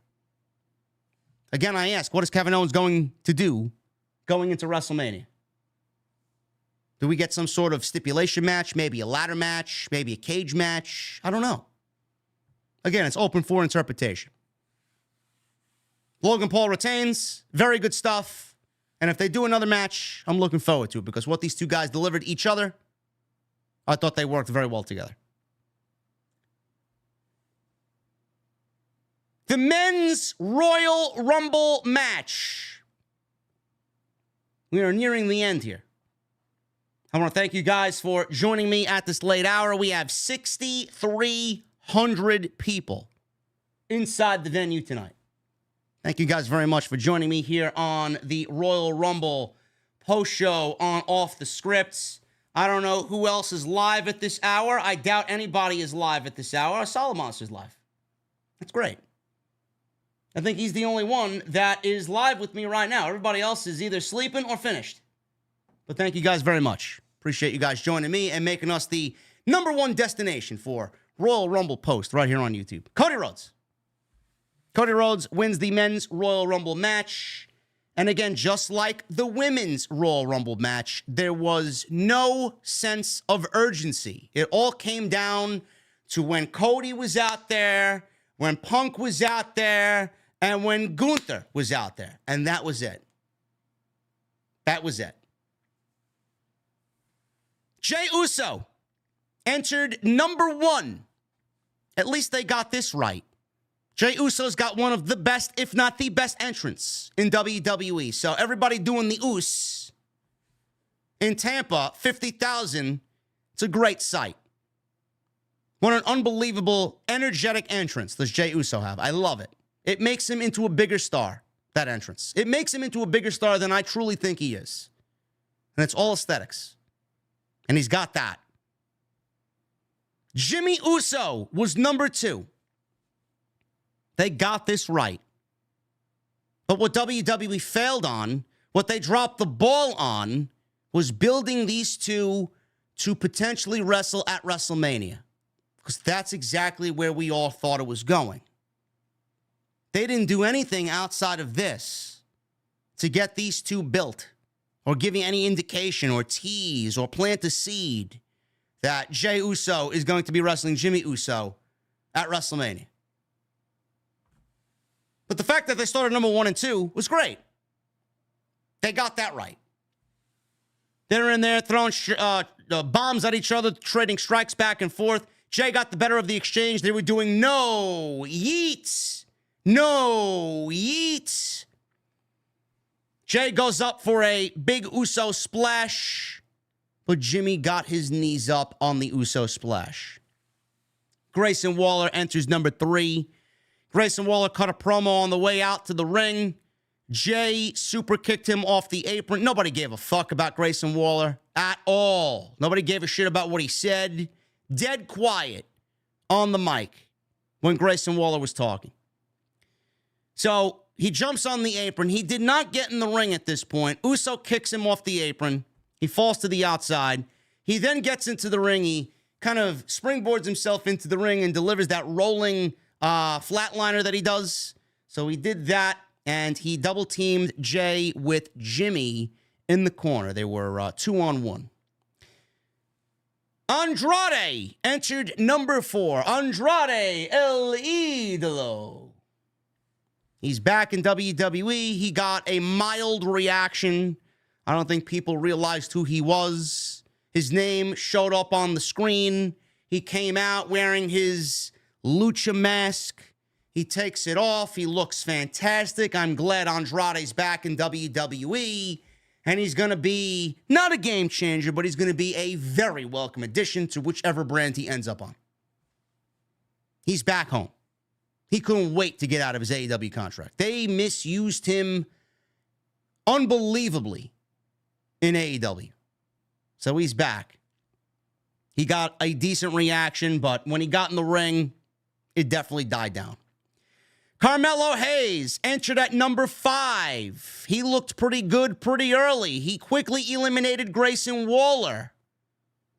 So Waller was the first man eliminated in the men's Royal Rumble. Shinsuke Nakamura comes in at #6. The crowd sang his song, but before they really got into singing it, the theme music ended and Nakamura hit the ring. McAfee was entertained by this. He's a big Nakamura guy. He was dancing around to Shinsuke Nakamura, and Michael Cole was telling him, Pat, this is not the same Shinsuke Nakamura that you remember when you were last here. He's evil. He's different. That's great. He could hate everybody else, but he can't hate me, Pat McAfee says. Santos Escobar entered at number 7, and I'm like, all right, here we go. Santos is number 7. We got Andrade in the ring. I can't wait to see these two guys cross paths. Santos and Andrade, man, give it to me. Feed it to me. Inject it into my blood. He faced off with Andrade. It got, a mild pop. Two Lucha Libre legends here. Santos Escobar and Andrade El Idolo. Escobar was happy to see Andrade. They finally met face to face. He's slapping him on the chest. He puts his arm around him. Escobar assumed that they would be friends because they're both Lucha Libre. Andrade said, no. I'm here to win the Royal Rumble. I'm not here to be friends with you. Karrion Kross comes out at number 8. Not much happened with Kross out there. Dominic comes out at number 9. Crowd booed. Carlito comes in at number 10. He pulled an apple out of somewhere. I don't know where he got the apple from. Please don't tell me he pulled an apple out of his trunks. Please. Is that what he did? He pulled an apple out of his trunks and took a bite out of the apple?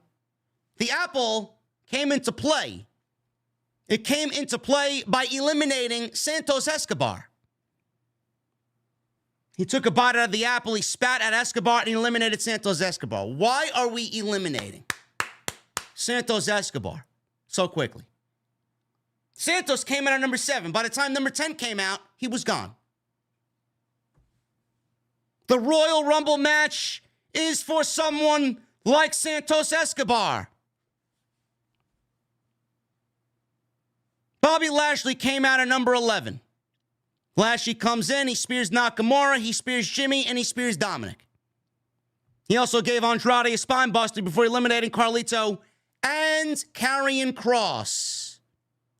AOP all of a sudden walks out because Bobby Lashley's in the ring and Lashley eliminated their leader.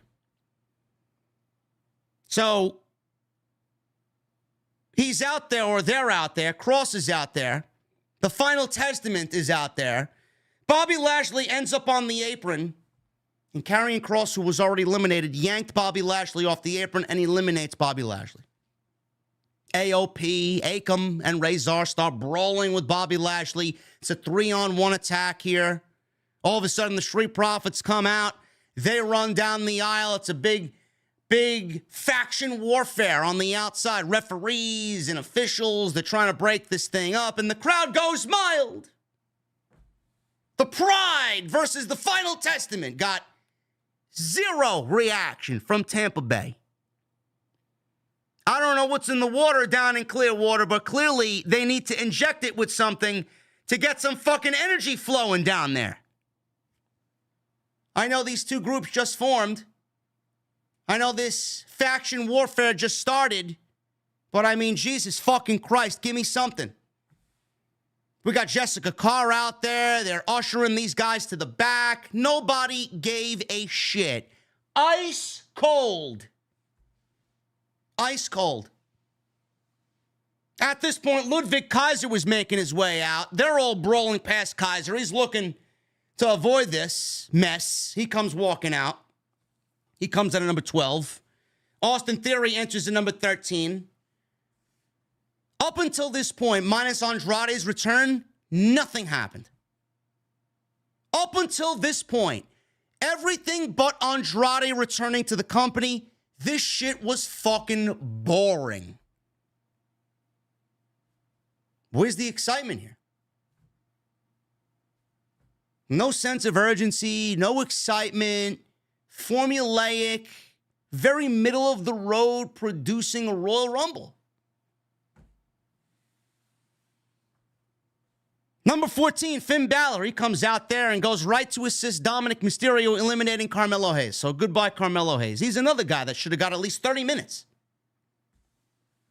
Carmelo Hayes has been all over TV, bringing him up to SmackDown. He was on last night's show wrestling Austin Theory. Trick Williams was there saving him. Enters the Royal Rumble at number 5, and then goodbye. Gone.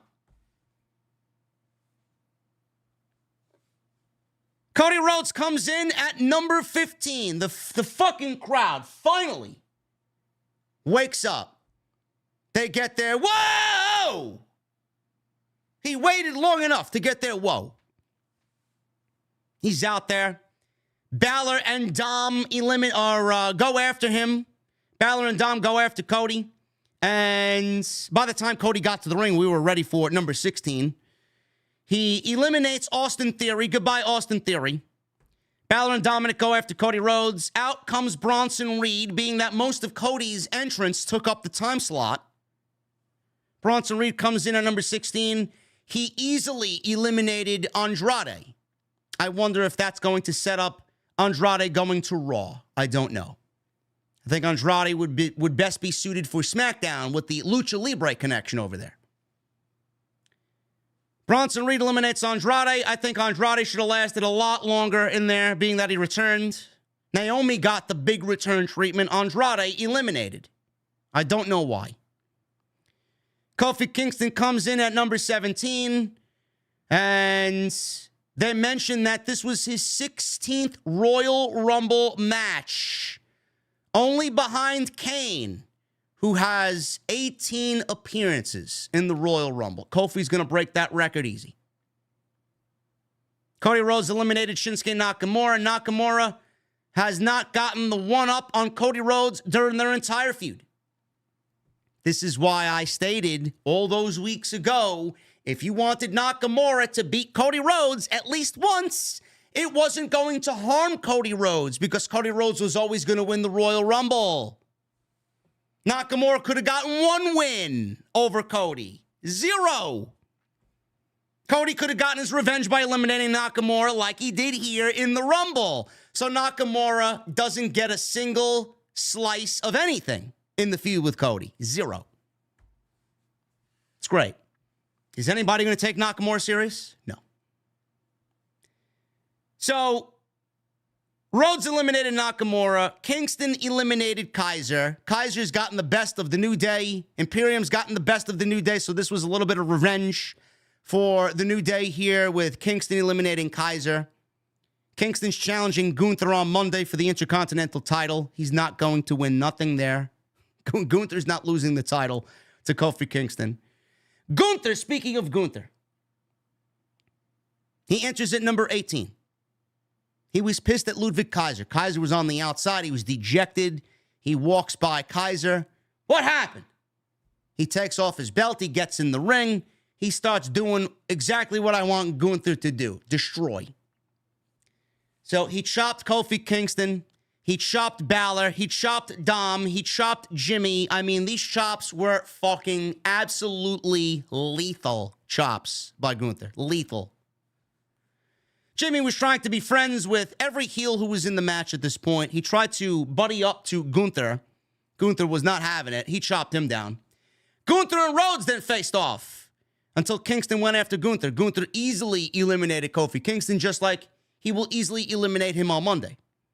This was surprising because normally what WWE does with Kofi Kingston in the Royal Rumble is they do some silly spot where he lands on an object and he tries to, save himself from being eliminated. They didn't do none of that this year. Holy shit, man. You want to know how it's a different administration? Vince would have had this guy clowning around on the outside, clinging to the fucking barricade or fucking tippy-toeing on the steel steps or whatever the fucking case may be. Hovering on a skateboard. You want to know how it's a different administration? They didn't do the typical Rumble Kofi spot where he tries to save himself. Goodbye. Get out of there. Gunther eliminates him. Back to the showers you go, Kofi. Ivar enters at number 19. Ivar, he gets in there. He starts throwing bombs at Gunther. Jimmy tried to be friends with Ivar, but Ivar took him out.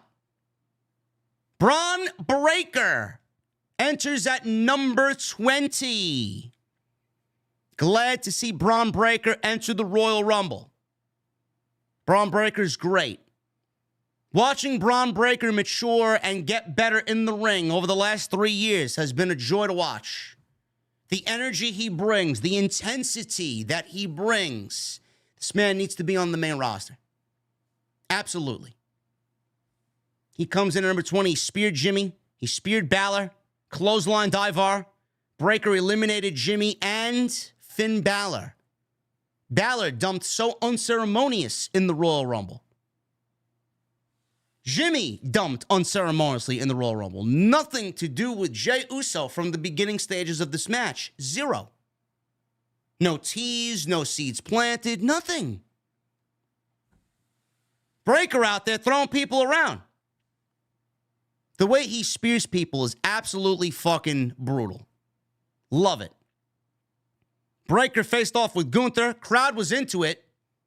Maybe he's one of the guys that we could start talking about against Gunther for the IC title. Maybe. I don't know.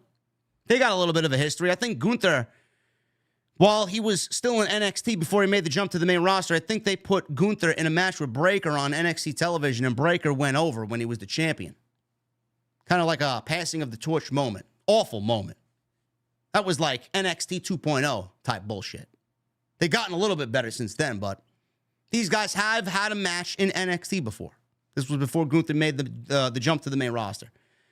So Breaker speared Gunther. Crowd was into Braun Breaker, man. He was easily, at this point, Braun Breaker up until this point was the best thing about this men's Rumble.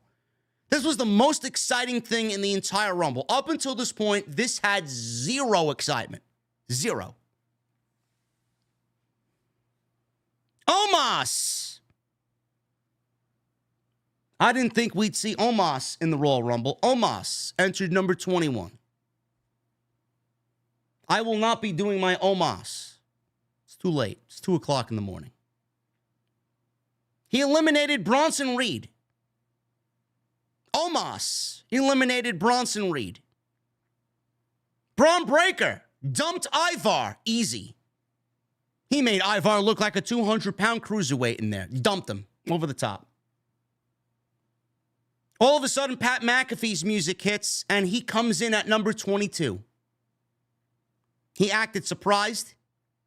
He gets into the ring. He sees Omos and Braun Breaker staring at each other. Pat McAfee gets on the ring apron, and they start looking at Pat McAfee. He gets in the ring. He still sees them staring at him. He jumps over the top rope onto the apron, thinks about it, gets back in, looks at them again. They're still staring at him.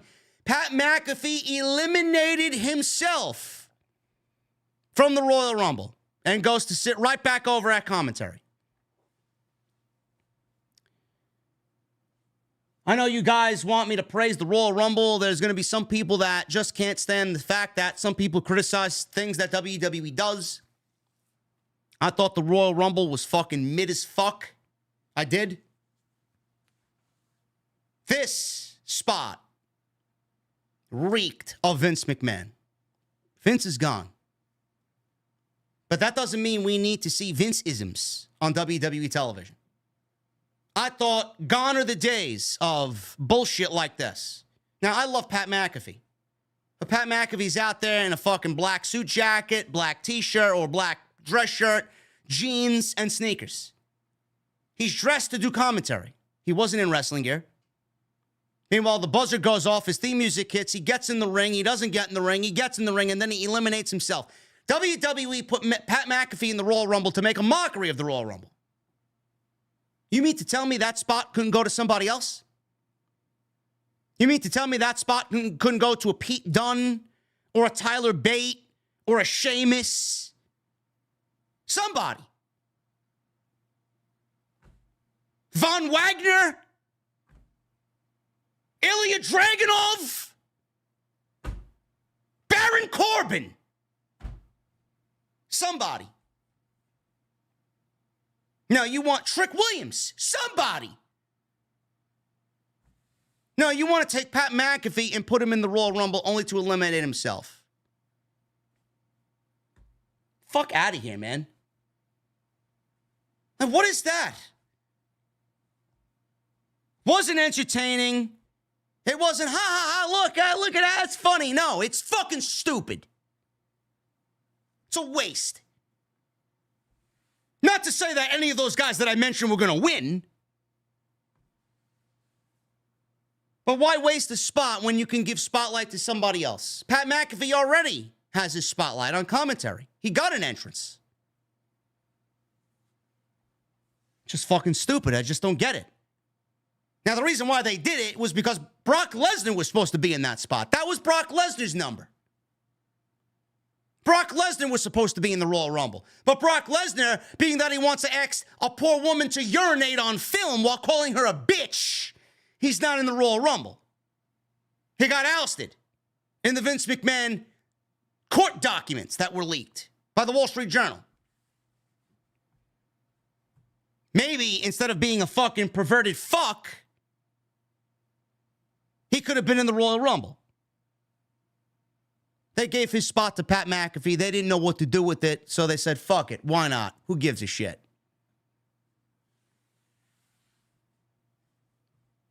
Braun Breaker eliminated Omos, and Dominic eliminated Braun Breaker. Dominic Mysterio eliminated Braun Breaker. Of all the fucking people. At this point, I was basically done with the Royal Rumble. JD McNuggets comes out there, number 23. He's on his way out. R-Truth comes out at number 24. JD McDonough was on the outside, so R-Truth sees him on the outside. He rolls him back in the ring after he rolled out, only to get eliminated by Jey Uso. So he rolled out of the ring to take a breather. R-Truth sees him. He rolls him back in the ring when he wasn't ready to get back in there, and then he gets eliminated quickly by Jey Uso. So then R-Truth gets into the ring. He doesn't really get into the ring. He stands on the ring apron, and he thinks it's a tag team match.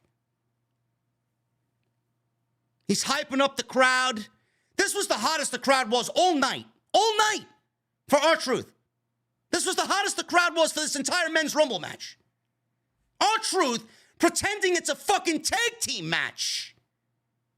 Reaching over the rope, asking for the hot tag to Dominic Mysterio. And you know what? Dominic plays along. He jumps and reaches for the tag like he's in a tag team match.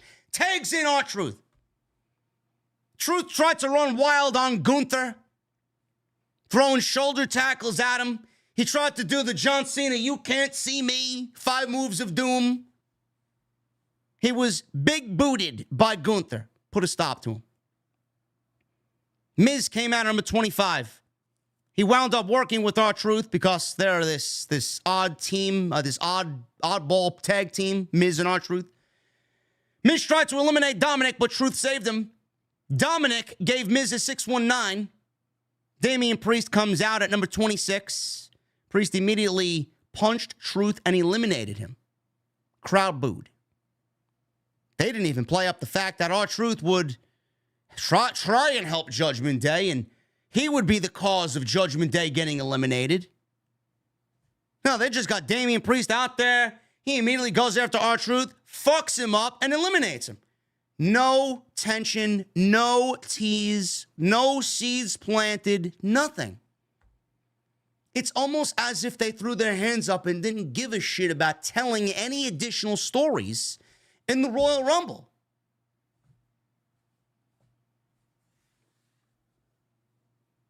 He eliminates R-Truth. CM Punk comes out at number 27. He ran wild on everybody. He eliminated Dominic Mysterio.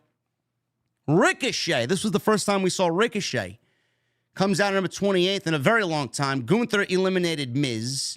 Drew McIntyre comes out at number 29. Jay fired up, but was eliminated by Gunther. I wonder if they're going to tell that story. Gunther and Jey Uso for the IC title. Maybe. Jey Uso's wrestling Bronson Reed on Monday. I'm assuming he beats Bronson Reed, and we get Jey Uso versus Gunther next for the IC title. Sami Zayn entered at number 30, which I was not surprised by. McIntyre eliminated Ricochet. Ricochet lasted, 3 minutes? Zayn gave McIntyre a haluva kick and eliminated Damian Priest. McIntyre then eliminated Sami Zayn. At this point, these rapid-fire eliminations, Sami Zayn getting eliminated so quickly at the number 30 position pissed me off.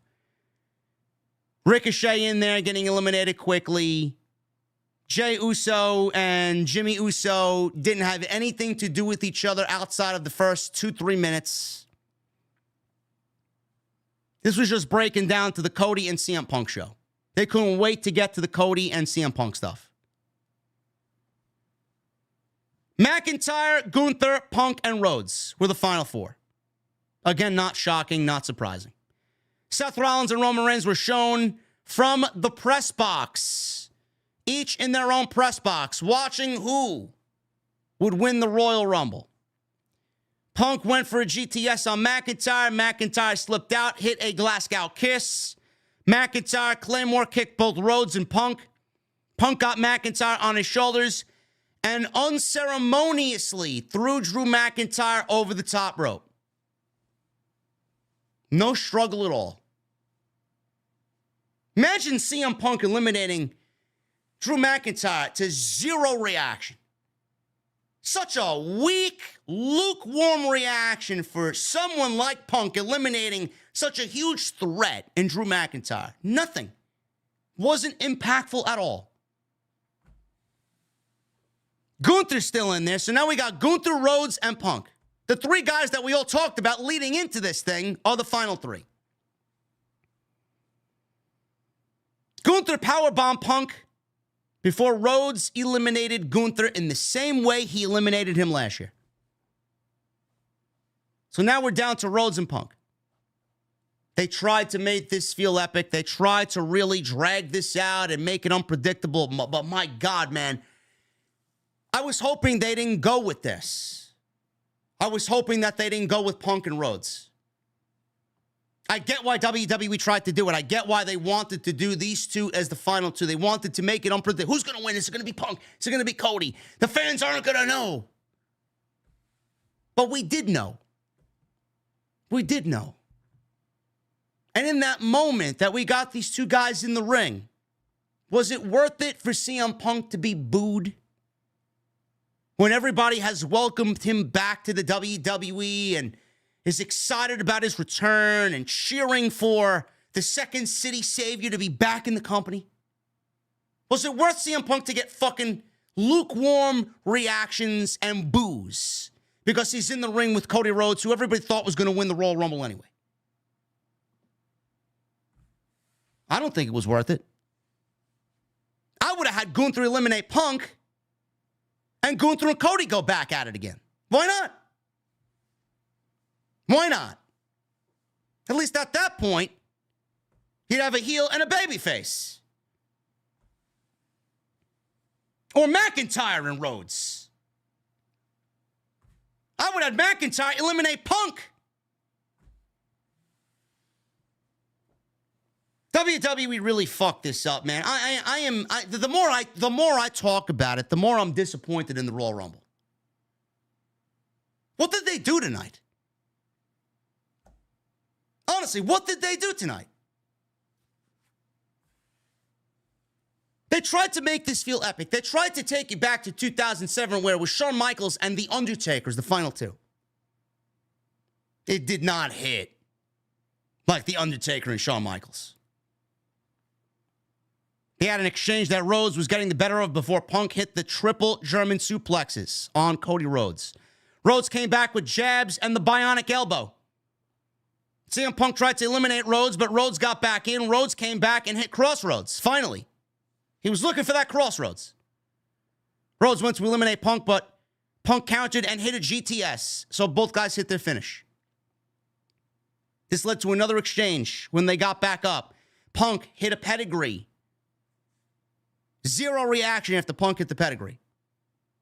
Punk went for another GTS. Rhodes countered and chucked Punk out of the ring over the top rope to win the Royal Rumble. I know. I would have booked it completely different. I know. You wanted Punk. I get it. You didn't want Cody. I understand. Unceremonious ending to the Royal Rumble match. Cody Rhodes wins. Crowd cheered for Cody. He points at the sign. And that was the way the pay-per-view went off the air.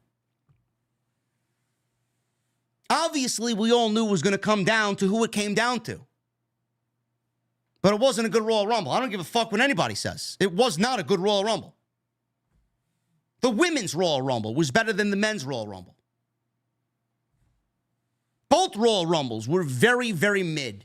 Both Royal Rumbles were very, very safe. I think WWE dropped the ball on both this year. And they should be fucking ashamed of themselves. Honestly. I don't know what went wrong. I don't know why Tampa was as fucking lifeless could be for such a big fucking event. Cody wins the Rumble. Bayley wins the Rumble. We got the winners correct.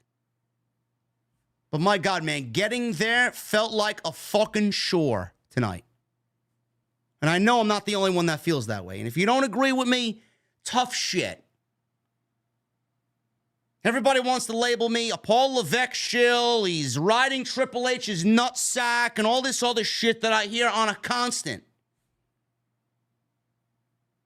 For a Triple H Royal Rumble where he's fully in charge, I'm very disappointed.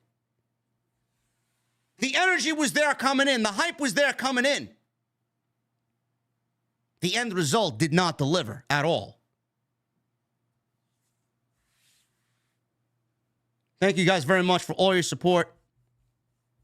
If you enjoyed today's Royal Rumble live stream, thank you for the 6,400 that have joined me tonight. Please hit that thumbs up. I really, really appreciate you guys joining me tonight. We need 85 more likes for 2,000 likes. If you guys can do that for me, I would really, really appreciate it. Hit that subscribe button down below. Turn on the bell for notifications. Make sure you guys go check out all the other content on the channel. There's plenty of it. I might be back with more content tomorrow. I don't know what's going to break. I don't know what's going to be in the news. If there is news, I'll get you guys something either early in the day or later on in the evening tomorrow night. Or tonight, I should say. It's Sunday.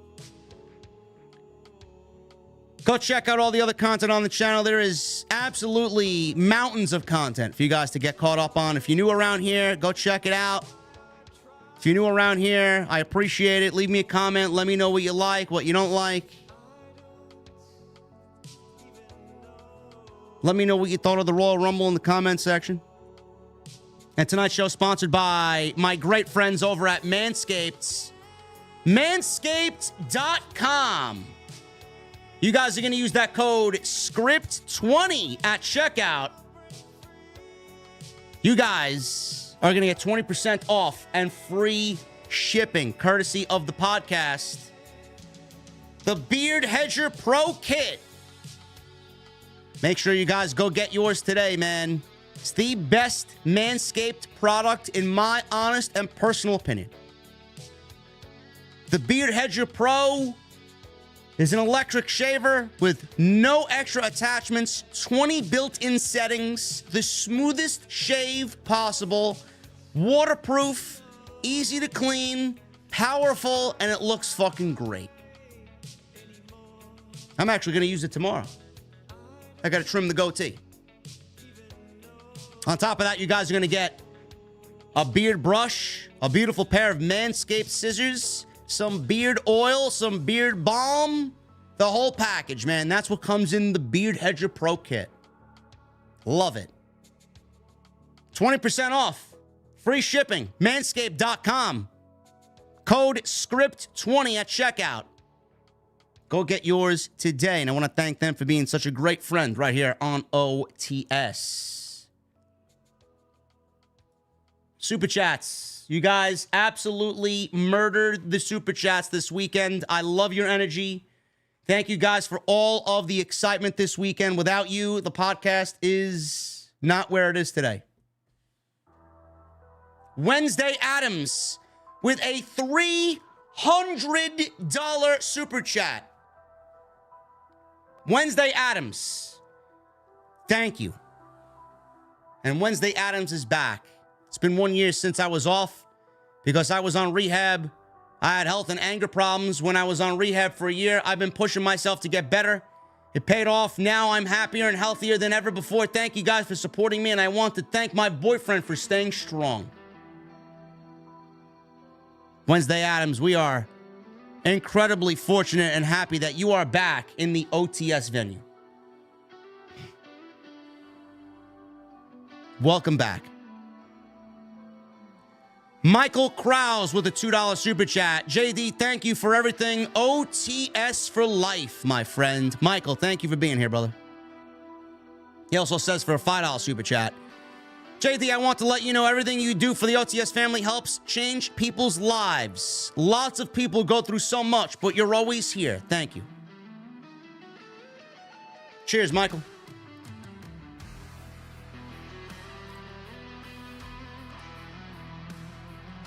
Wednesday Addams with a 20, a 20, and a 5. Gotta love it. Thank you, Wednesday. My boyfriend just showed me on his laptop, he booked 2 vacation holidays for us.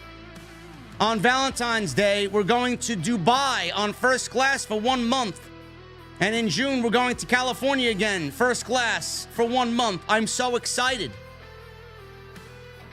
I'm happy that Vince McMahon has been resigned.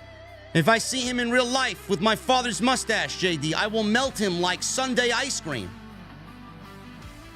And I just watched your Survivor Series review on 2023. You look good without the cap hat on. You look young. Wednesday, I appreciate that compliment, but no, I don't. I do not look good without the cap on. That's just my personal opinion. Thank you for the support, Wednesday Addams. And Dubai. Sounds like a decent vacation, if you ask me. Michael Krause, thank you, brother. Wednesday Addams, thank you very, very much. Phantom with a Canadian $100 super chat. He's excited about Bayley. He says, congratulations, Bayley. Yes.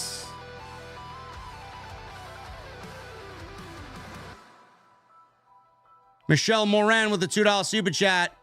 KO screwed KO. Maybe. Paul KO rematch at WrestleMania. I don't know. What do we get LA Knight doing at WrestleMania then?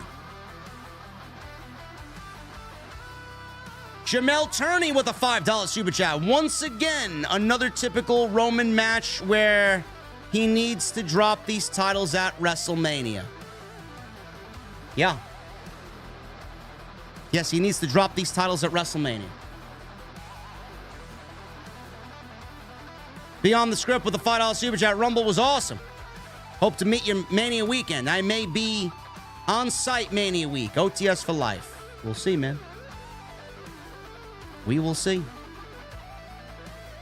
Lauren with a $2 super chat. Best match, Fatal 4-Way. No.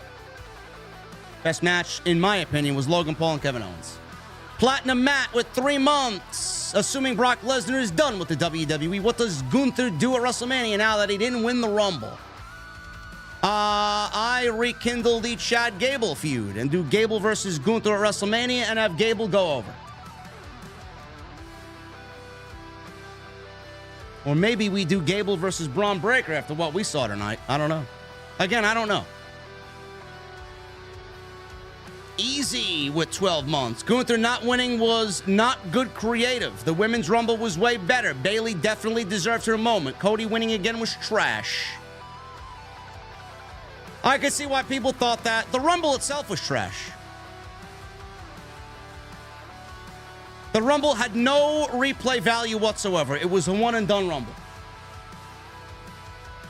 I can tell you that much right now. Lauren with a $2 super chat. Cody, Roman, Punk, Rollins, Orton, Solo, Knight, Logan. Michelle with a $2 super chat. Right call with Cody winning and calling out Roman. Yes. We already knew that. I'm just glad that they solidified that immediately. King Jackson with a $1.99. Cody is the right guy. Punk maybe next year. Punk is going to win the chamber. Yes, sir. With a what does he got? I don't know what this is. A super chat of 55 TRY. I don't know what that is. What a waste of a win. It should have been Punk. Cody winning is forced and boring. He could have won at the chamber. The next John Cena, ladies and gentlemen. 2 thumbs down.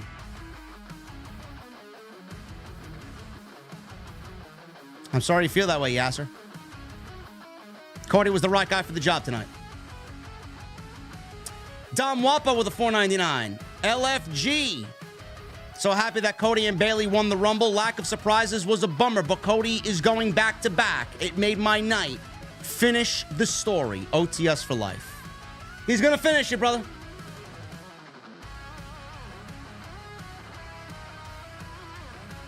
Hula Grim. I don't know why it says you're a new member, Hula Grim. I know you're not a new member.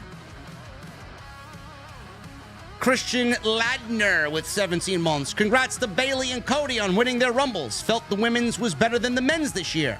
Cargill showed up. Hashtag OTS for life. Also, TNA partnership? No, just a one-off. I can't see WWE doing anything TNA related after this. Maybe next year's Rumble, who knows? TRY is Turkish Lira. Well, thank you for 55 in Turkish Lira, Yasser.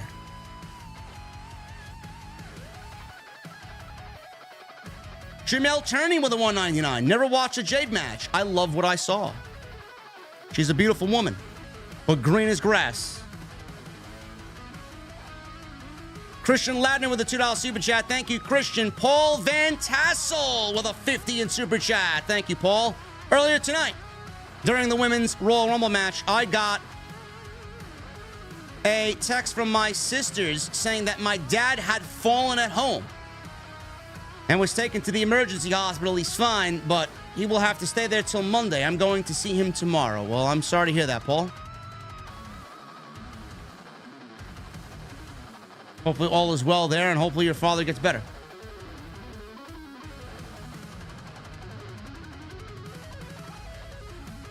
James Ferguson with a new membership. James, what the fuck are you drinking tonight? James, the Jay Caleb show with 16 months. Boring. And Royal Rumble trended back to back. Agreed. DX Tricksters with 31 months. I get that Cody got this thing with finishing his story, but Punk should have won. Cody already won a Rumble match. I'd even take Gunther over Cody. You guys act like Punk is not going to be in the Night 1 WrestleMania main event with Seth Rollins. He will get there.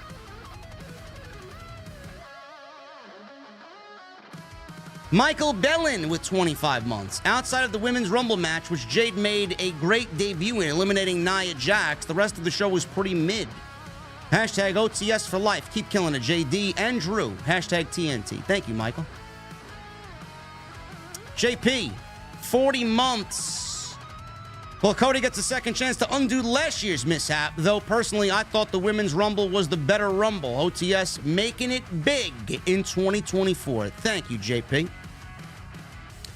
You know, a lot of people don't really understand that the decision to have Roman go over last year was a Vince McMahon decision. You won't hear that from anybody else. How do I know? Because look at what they did with Cody right after that. What'd they do with him? They put him in a feud with Brock Lesnar. Whose idea was that? Wasn't Triple H, right? Triple H is going to finish the story this year. Like he should have did last year, but he wasn't allowed to. Black Wolf Inc. with a 5 in Super Chat. R-Truth was the unsung hero tonight. I never thought he would top his confusing Rumble for Money in the Bank, but him reaching for the tag was LMAO. Yeah, I mean, they're booking R-Truth's comedy better than they're actually booking the Royal Rumble match.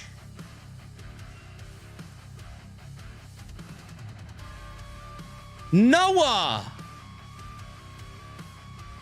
with a $4.99. JD, big fan of your work, and I agree. For me, this men's Rumble was just there. And what is WWE waiting for with Braun Breaker? I don't know. I have no idea. Braun Breaker is a fucking star in the making. Love it. M. James with a 10. Crowd was awful. They are the reason why the show felt flat. I think the show would have been far greater with a hot crowd and all the matches delivered. Maybe a hot take, but Cody winning isn't that bad to me. No, it's not bad. It makes sense. We need to finish the story. He was either winning this or the chamber, so get over it, all the people that don't want Cody. It's happening. Tonight was step 1. Jay Nels with a 5. Braun Breaker reminded me of an OG Jim the Anvil. The guy is built like a brick shithouse. Braun Breaker's great. Big fan of Braun Breaker. Noah also becomes a new member. Noah, thank you so much, brother. The Jay Caleb Show with a $10 super chat. I don't know if it's because I'm watching so much AEW, New Japan, TNA, MLW. But tonight was missing that hard-hitting, fast, strong, intense action. I'll keep giving WWE a try. Always hopeful, but I need more.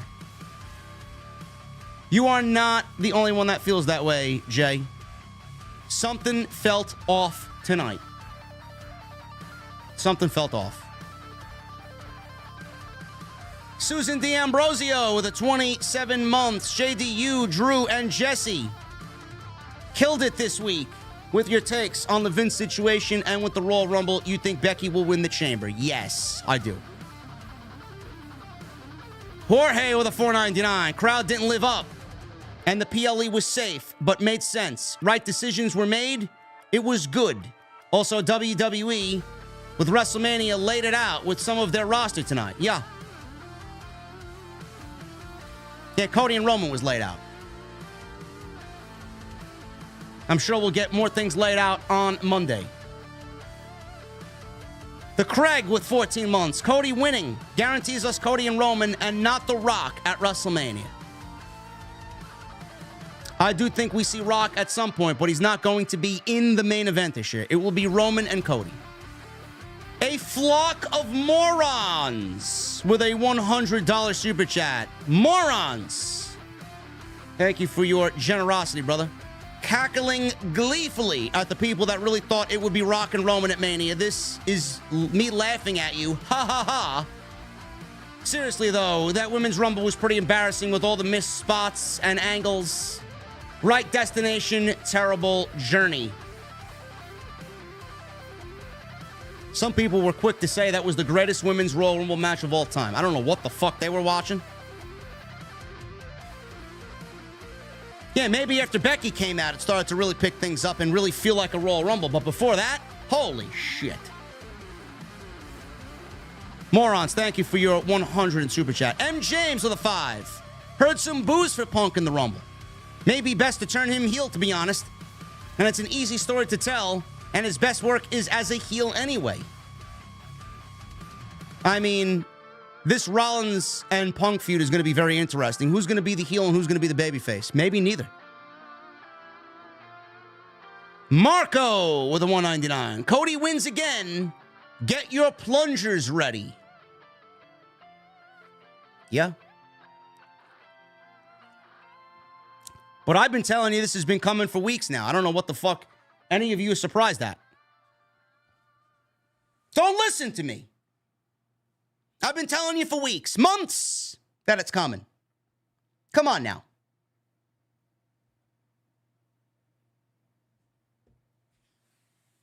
The Trader's Playbook with a $4.99. Bro, fuck Cody's story. WWE fucked me. Punk should have won. He's the bigger superstar, and they owed him. WWE screwed Punk. He's the top dog, not Cody. Can't be the top dog after you're missing for 10 years, bro. You just got here. Punk just got here. It's Cody's story to tell first, not Punk's.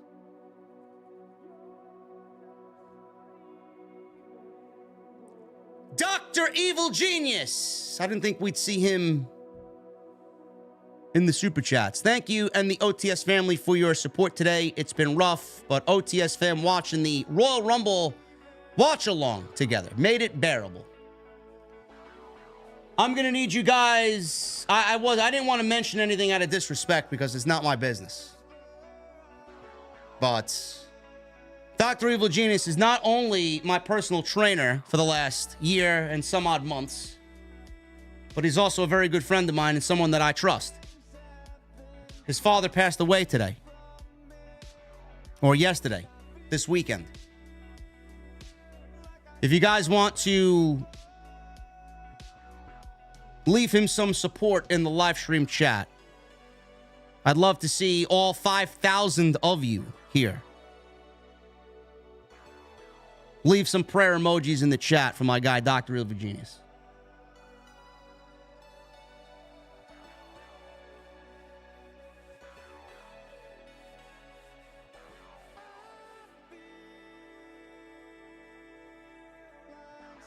King Jackson with a $4.99. Women's Rumble was better.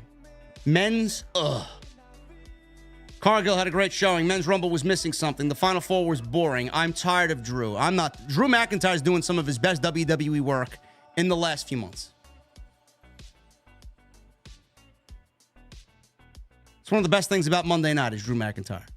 Michael Bellin with a $10 super chat. Hey, JD, just want to say, Women's Rumble match, best match of the night. Jade made an impressive debut eliminating Nia.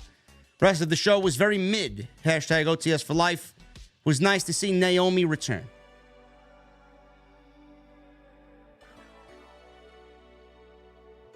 Omega Kong with 24 months. He's got a golden microphone. Yes. Waited 2 years for this. Women's Rumble was better. Women's division finally looks promising. Thanks for everything, JD. OTS forever. Tooch. 1981 with a $9.99. No message. Tooch, thank you, man. Ravi loves wrestling. Hey, JD, I was there live, and I just have to say, let you know that Liv coming out at number 30 definitely sucked the energy out of the crowd. Everybody was expecting Sasha or AJ Lee. We all just went, damn, Liv. I mean, that's WWE's fault.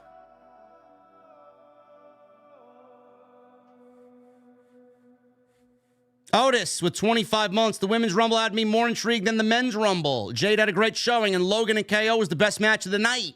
OTS for life. Hooligan with 38 months. The build was better than the Rumble itself. Now we know 2 months early who wins Mania. And now I don't give a fuck. You smashed it this week. Proud of you. OTS for life. Hooligan, thank you, brother. West Coast Samoan becomes a new member. Thank you, brother. Reggie Smith with a $4.99.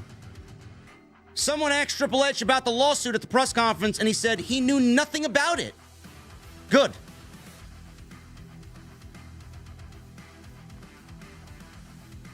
Tooch with a $9.99. It wasn't a bad show, but it was pretty boring. Keep up the great shows and tell Cardi, how you doing?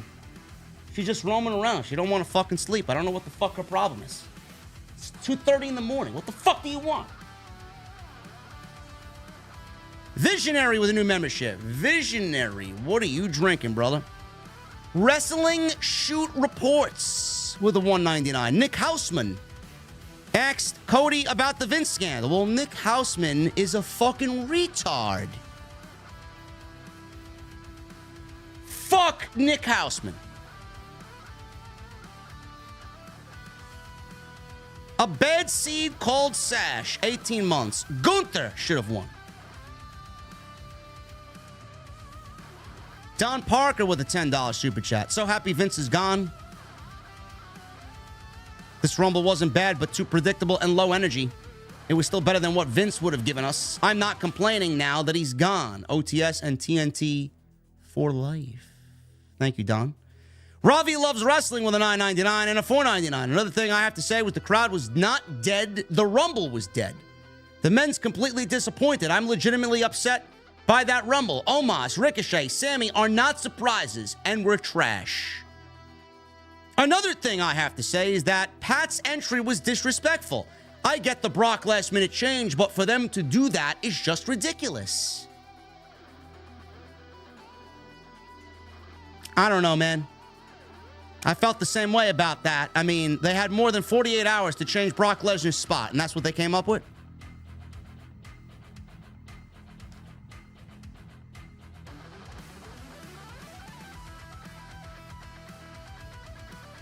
Jay and Joe's World with a $1.99. Is it me or did CM Punk look gassed? No, it's not you. CM Punk did look gassed.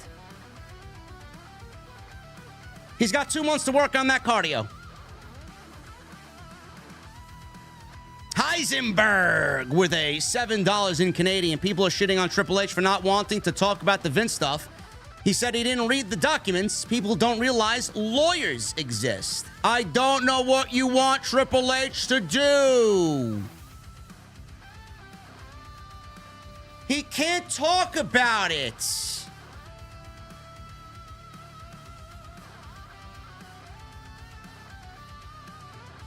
Elijah with a $9.99. Hunter's answering at the scrum about Vince was worse than TK. Ibu was heated.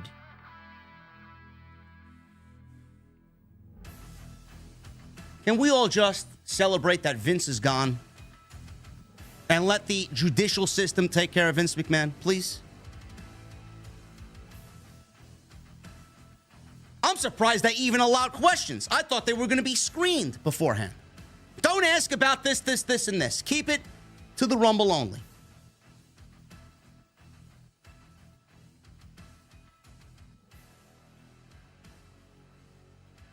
If you want to shit on Triple H about something, how about this fucking piss poor show we got tonight?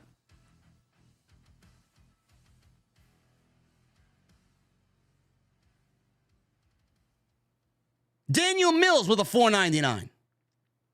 Roman Reigns and Royal Rumble was rushed, in my opinion. I was there. Kind of disappointing. Daniel, you're not the only one that feels that way, bro.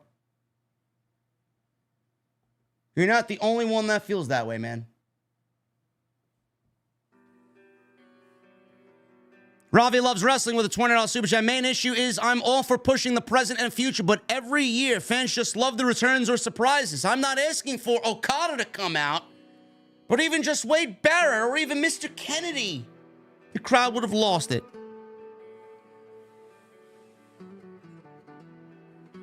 Maybe next year. I don't know what you guys want me to tell you. Ravi with a $4.99. Lastly, JD, the men's rumble was just boring and stale. The final four was so quiet it sounded like Rampage. Hunter needs to spice it up because this is 2 years. Cake with a $5 super chat. Bayley's revenge is going to be so good. Damage Control is going to regret leaving her alone. Now they're going to do everything possible to be on her good side. It's going to be an interesting story to see how they weave Bayley into challenging Io for the title. Captain Solo with a $5 super chat. Thank you, bro. At what point does WWE give up on Zaya, Candice, Tegan, and Indy? When they come out, you can hear a mouse fart. I feel bad for Candice. I don't know. They are suffering from the Vince McMahon effect because when Vince was in control, he did not feature them on TV. Michael Bertoni with a $5 super chat. Another great night, JD. Rumble could have been either way. Punk got the chamber in the bag. Also, all the Rock versus Roman marks are quiet now. I love it. Yeah. Francis Loop with a $5 super chat. ×2. Collision was on fire today. 2 women's matches. Serena Deeb made her in-ring return to the applause of the crowd. So she was a babyface. Serena said she is here to put wrestling back in AEW, and she put the women's division on notice, and that she's here to win championships. Yeah, also, give us a story. I'd love a story attached to that. Don Parker with a $5 super chat. R-Truth was money. Yes, he was. Probably the most entertaining part of the show. Captain Solo with a $5 super chat. Question for the chat. Am I the only one who hates R-Truth's antics? Find him cringe and doesn't find him funny at all? I can't be the only one. You may be the only one, Solo. Francis Loop with a 10. Mariah May looked hot in her match. She looks hot all the time. Francis. And the Steel Cage match main event was awesome and very unpredictable. It broke down. No spoilers, so check it out. Oh, that's right. The Royal Rumble was on tonight. Liv Morgan returns, but more importantly, Serena Deeb made her return. Top to bottom, Collision was hot. Great. Jose Perez with a $1.99. Jade vs. Bianca. I like it. No title needed. OTS for life. Phil with a $9.99. Cody winning the Royal Rumble was the right call. People said that they aren't getting Rock vs. Roman. I'm sorry, but I guess you'll have to wait till next year. Super happy for Bayley. She deserves this. Yeah. You're not getting Rock and Roman this year. Sorry. Vincent Tarantini with the 20 months. Wow. 20 months since Cody won. Does CM Punk win the chamber? JD now and forever. Number 1. Yes. Cody wins the Royal Rumble. Punk wins the chamber. Say Ja. Bayley is a true ring general. Watch this Royal Rumble and last year's. She kept everyone on track and was involved with everyone's spot. She's a beast. I love Bayley. Bayley is awesome. Gerald Davis with a $20 super chat. Hello, JD from Hawaii. I too watched the PLE, but look forward to your commentary afterwards. I agree, Triple H did open the forbidden door with Jordynne Grace. I agree, Bianca and Jade is a dream match for WrestleMania, and Bianca is heel. Now, I think Jade will be heel on that one. And shout out to you in Hawaii, man. Thank you for watching all the way from the beautiful island. Reese W. $4.99. JD, thoughts on the possibility of 2 triple threat matches for the women at Mania? Rhea versus Becky versus Liv, Io versus Bayley versus Dakota. No.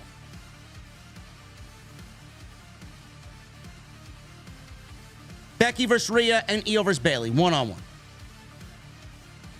The Saved One with a new membership. Thank you, Saved One. Vinny with a $1.99. Cody is the perfect face of WWE. Punk looked awful. Punk did not look awful. I thought Punk looked great out there. Billy Sizane with 18 months. JD, great show. Jade killed it. Naomi was great. The crowd was weak. And CM Punk looked winded. Not good. OTS for life. Well, I mean, you try taking... Billy, this is not aimed towards you, by the way. For everybody claiming that Punk looked awful, did you hear the chops that he was taking from Gunther? You would be winded too. Stop. They sounded like fucking car crashes in the middle of Tropicana Field. Stop. Or who was it? McIntyre was throwing most of the chops. Did you hear them? Yeah, you would be winded too.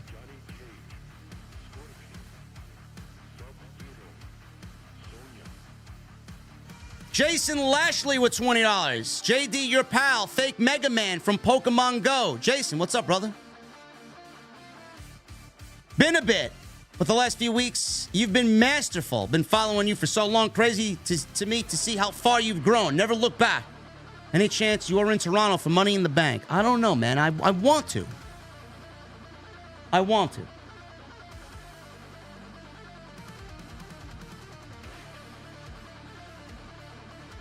We'll see what happens, man. Pokemon Go's feeling a little dry, man. They got to pick it up.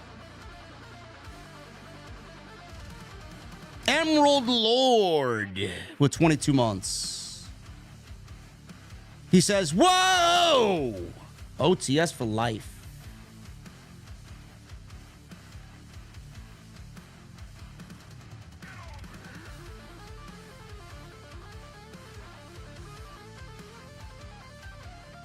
Jason Lashley again with a $20 super chat. JD, to your point with Santos, I agree. I remember you recently saying that Santos felt cold, which I agree with. I thought the Rumble would be a great way to reignite him. Perhaps a Final 10, Final 8. Your thoughts? Yeah, I don't...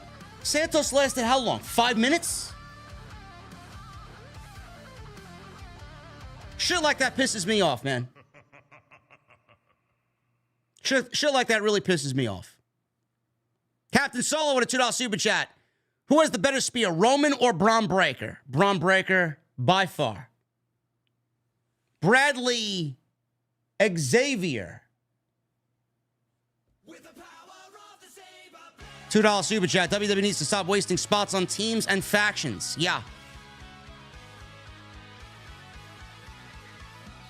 The Undertaker. 28 months, 28-0. Keep killing it, my man. OTS for life. Taker, thank you so much, brother. Tyler B with 26 months. The Rumble was lame this year. Yes, it was. Hush with a $9.99. The Rumble is such in an odd spot. I like that Triple H focuses on his roster, but if it doesn't have that big return, it feels flat. If Punk returned tonight, people would have heralded it as one of the best Rumbles. I mean, you ain't wrong. You ain't wrong. That's why I said we should hold them off for the Royal Rumble, but WWE wanted to get that in before the Monday Night Raw deal to Netflix. Clearly. Amy Van Tassel with a $1 super chat. Amy, thank you. Master Lock with a 5. JD, I've been watching you since 2017 daily. #1 in the business. Keep it up. Fuck the haters. Alex. from Toronto, Canada. Alex, thank you, brother. Jason again, $2 Super Chat. Book Shinsuke for WrestleMania on D-Spot. No Okada. Chris Elliott with a $4.99. Been a while since I sent a Super Chat. Keep up the great work, JD. So glad Vince Satan McMahon is gone from WWE. Yes.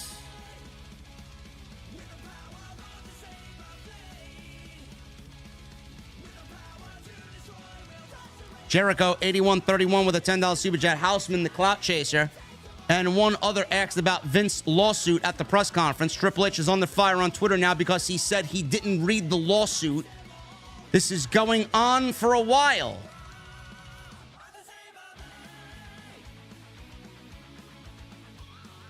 You know, a lot of people don't understand that Triple H also wanted Vince gone. Don't you think that man is happy that Vince is gone? I think so. Golden Boy with 27 months. Man, it was such a snooze fest tonight. I know Cody's story, but can we get over with it already? I lost interest. Plus, back-to-back Rumble wins now. WrestleMania back-to-back main events. Yeah. It's coming, man. Metalhead for life, 25 months. So glad Bayley won. OTS forever. Thank you, Metalhead. Cake with a $2 Super Chat. Cody did an ode to the elite after he won. Not surprised. He did the same thing last year. Max Mello with a $4.99 and a $1.99. I want to assume changes was so last minute with allegations throwing them off. Plus, the plan leaks didn't help them either. Show was fun. That ended and dragged. The four-way couldn't been on TV. Watch parties fun.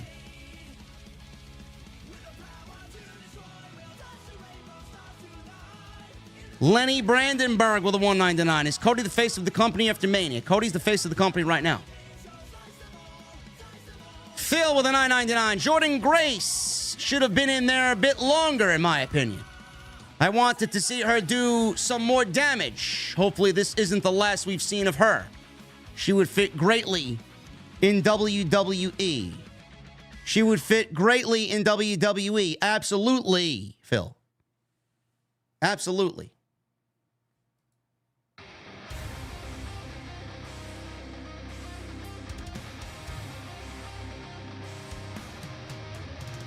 The Bastard with a $1.99. JD, you're the GOAT. Next stop, the Elimination Chamber. Tom Wapo with a $1.99. People need to get off Triple H's back. Willie Teague with a $2. This show was really bad. George Gamer with a $9.99. Cody wins. Punk will enter the chamber. And Max Chains. Hey, JD, have you tried Screwball Peanut Butter Whiskey? Have I tried Screwball Peanut Butter Whiskey, Max Chains? Who the fuck do you think you're talking to? Yes, man, I have.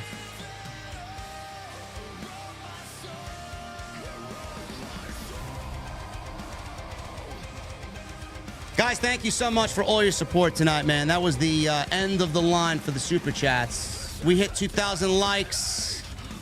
We hit 6,500 people in here tonight. You guys are awesome. Love it. We are going to get some rest, man. Royal Rumble was mid. Very disappointed by tonight's Royal Rumble. Will you guys see me tomorrow? Probably. Probably. Make sure you guys hit that subscribe button down below. Turn on the bell for notifications. Make sure you guys also go check out all of the other content on the channel. Plenty of it. Follow me on social media at JDfromNY206. Twitter, Instagram, TikTok, and Cameo. And go check out Manscaped. Manscaped.com. Code SCRIPT20. Go get yourself a beautiful beard hedger pro kit. Shout out to my guy, Dr. Evil Genius, again. Thoughts and prayers are with him, his lovely ladies, and his entire family with the passing of his father today. And thank you guys for such an incredible weekend, man. I will see you guys back here with more Off the Script. I'll see you guys later.